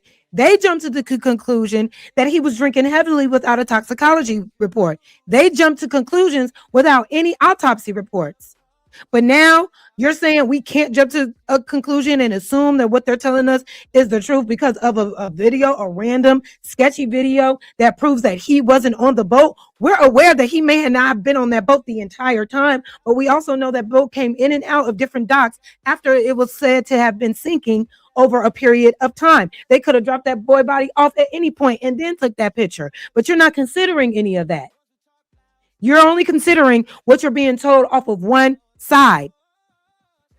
Because that once that sheriff came off and said ain't no foul play without any information, should have let you know it was indeed some foul play. But okay. Fingers at people without really knowing. It may be fair, but what if it's really unfair and you're kind of tarnishing people who really shouldn't be? Again, nobody has been tarnished. Everybody has been questioned. Nobody has accused any of these boys of anything. That family came out and said that from the very beginning. From the very start. We just want to know what happened. We need to know more information. Is there anything else? And they know there's more to the story, and they know that they are withholding it, and they haven't been extremely transparent with anybody. Tarnished. Shouldn't that be a concern? I think if anybody who jumped to conclusions first was the Mississippi officers that jumped to conclusions 1 hour after finding his body and said no evidence of foul play. They jumped to conclusions, not us. Well, I think that's fair. I think that's fair. They just want the truth. I think that's fair. To me, it is shocking that a huge platform like TMZ would have the audacity to go on the airwaves and say Nolan was not on that boat. We still have the CETO call to go over. I showed you guys that yesterday in the video I did yesterday. I'll put it in the comment section. Benjamin Crump says, yo, they have the audio and they're working with forensic audio engineers. We don't know what was on that call. We heard other audio engineers. We heard content creators. We heard a lot of people bring their variations, but we still have to wait for Benjamin Crump, and we still, newsflash, have to wait for the police investigation. So the audacity for Harvey to say that, and it goes what I always say about TMZ, they're always caping for the other side. You saw there in that clip, well, the boys have the spotlight on them. Oh, things are hard for the boys. How about Christine and Elmore? How about no? How about the fact that Nolan is dead? That's what's all that continues to annoy me. They're under a cyberbully attack. It's a microscope on them. That happens when you're the last person to seen with a body that turned up dead. That happens. The spotlight is going to be on you. The scope of legitimacy, like all of that, you're going to be the one that's going to be asked questions. You were the last person to be seen with this boy. Of course, the spotlight is going, especially the fact that you moved in a very odd way after the fact, especially when before anybody accused you of anything, you went and you lawyered the fuck up. Yes, all avenues point to you at that point. You didn't do anything to make it seem like you were not involved in this. You did everything to appear like you had something to do with it.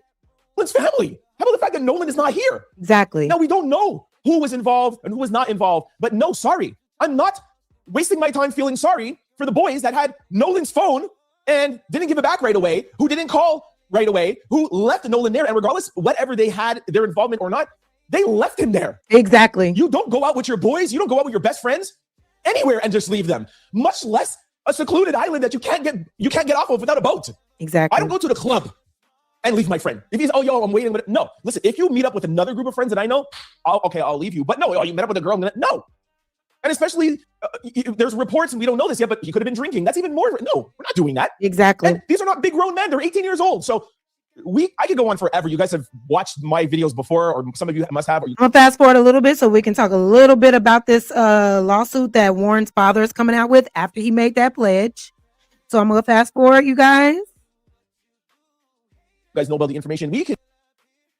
Let's start it here. Warren's father is accusing Benjamin Crump of pushing a false narrative about his son and others. Hudson says his family plans to sue Crump for defamation and slander. He told the New York Post, in my opinion, Ben Crump has slandered and falsely accused my son, his friends, of Nolan's passing, and he's pursued. When did Ben Crump ever come out and say, Warren, we know you did it? Wyatt, we know you did it. Bart, they didn't say, we're saying that. So where's the defamation law? Where's their proof? What are you going to show your attorney to prove that he was out here defaming y'all and claiming that y'all was the ones that killed that boy? He never did that. That's an obvious false narrative. I think he can expect lawsuits, not just from my family, but from a number of other families who, in my opinion, he defamed. Hudson also accused Crump of using the tragedy for financial and political gain. In my opinion, truth is not Benjamin Crump's concern. He's exploiting the situation and raising money. He added, I think this is financially exploiting this entire tragedy and making it a much bigger tragedy at the expense of my family and our community and the Wells family. Really? The Wells family? The Wells family hired Ben Crump. What are you talking about, sir? Crump responded to Hudson's claims saying, it's a distraction. We're not distracted at all by this. Thank you very much. Love that they're just like brushing their shoulders off. Like, listen, we're not even going to waste our time. That's what I say every day on this channel. We are not wasting our time with these silly distractions. Nothing.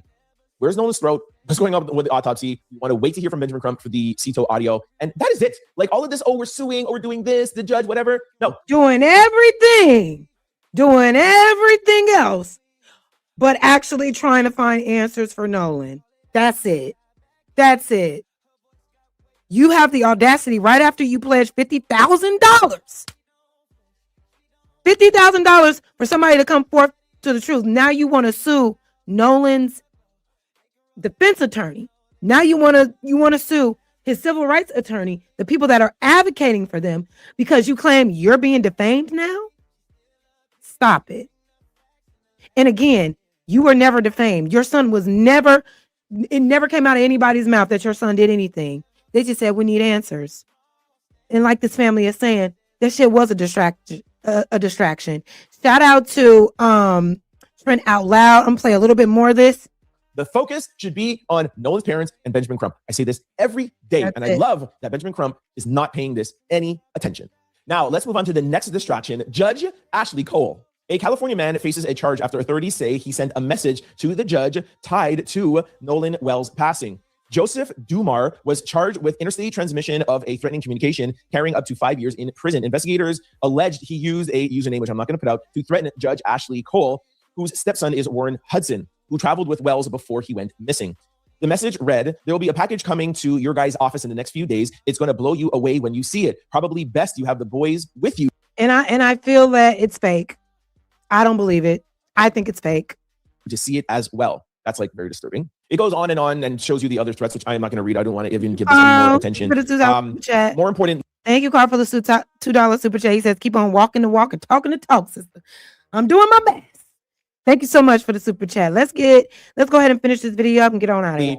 This man, Joseph, was arrested, if I'm not mistaken, yesterday, and like the article says, faces up to 5 years in prison. Now, I want to make something very, very, very clear. I do not condone any threats. I don't anything at all. I am not a fan of Judge Ashley Cole at all. I don't like the fact that she used like what looked like a government judicial letterhead to put out this statement like 2 or 3 days after Nolan's body was found. I do not like that. I feel like it was actually, she was breaking the law. I heard there were people looking into her comments.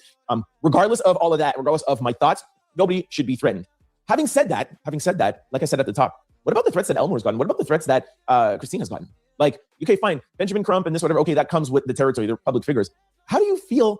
How do you think Christina and Elmore feel? They haven't even begun to process the passing of Nolan because they have to do interviews and talks and talk with the DA and do press, whatever, to keep their son's name in the headlines. They have said they cannot even have a moment to process. And then on top of that, they have to deal with threats. Ashley, again, it's wrong, but all you have to deal with is threats, and you're on here crying. This is exactly. And that's the part I'm over. That's the part I'm over. You're distracting us from Nolan by making yourself the victim. Now you're the victim. Now you're the one that needs all the support. Now you're the one that need all the protections. The people that walked away alive, the people that are still living and breathing.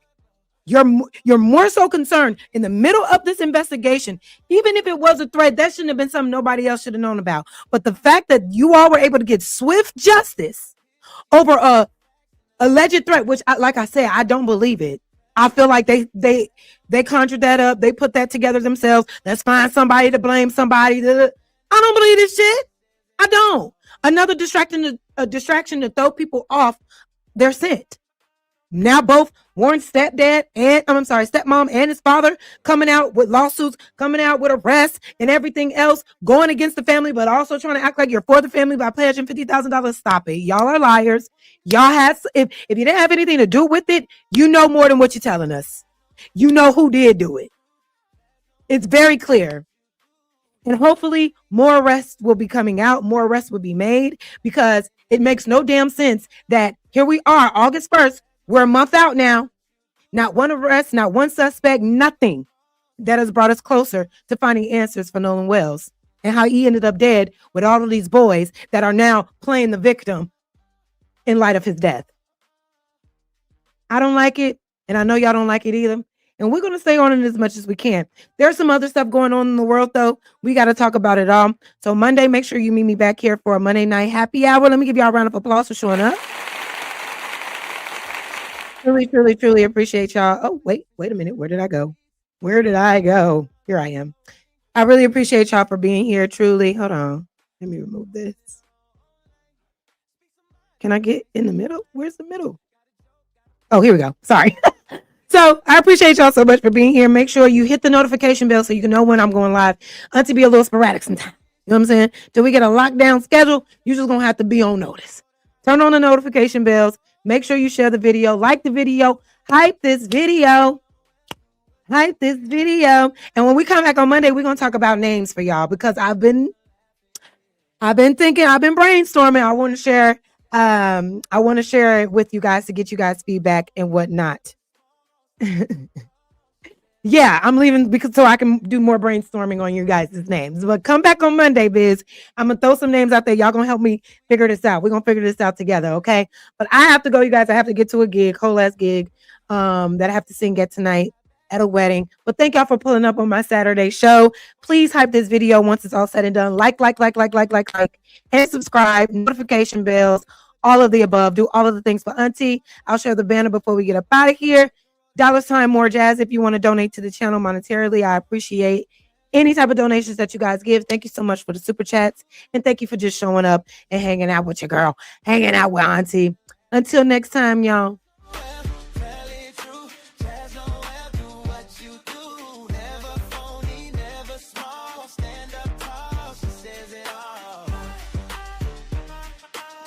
What? Ooh.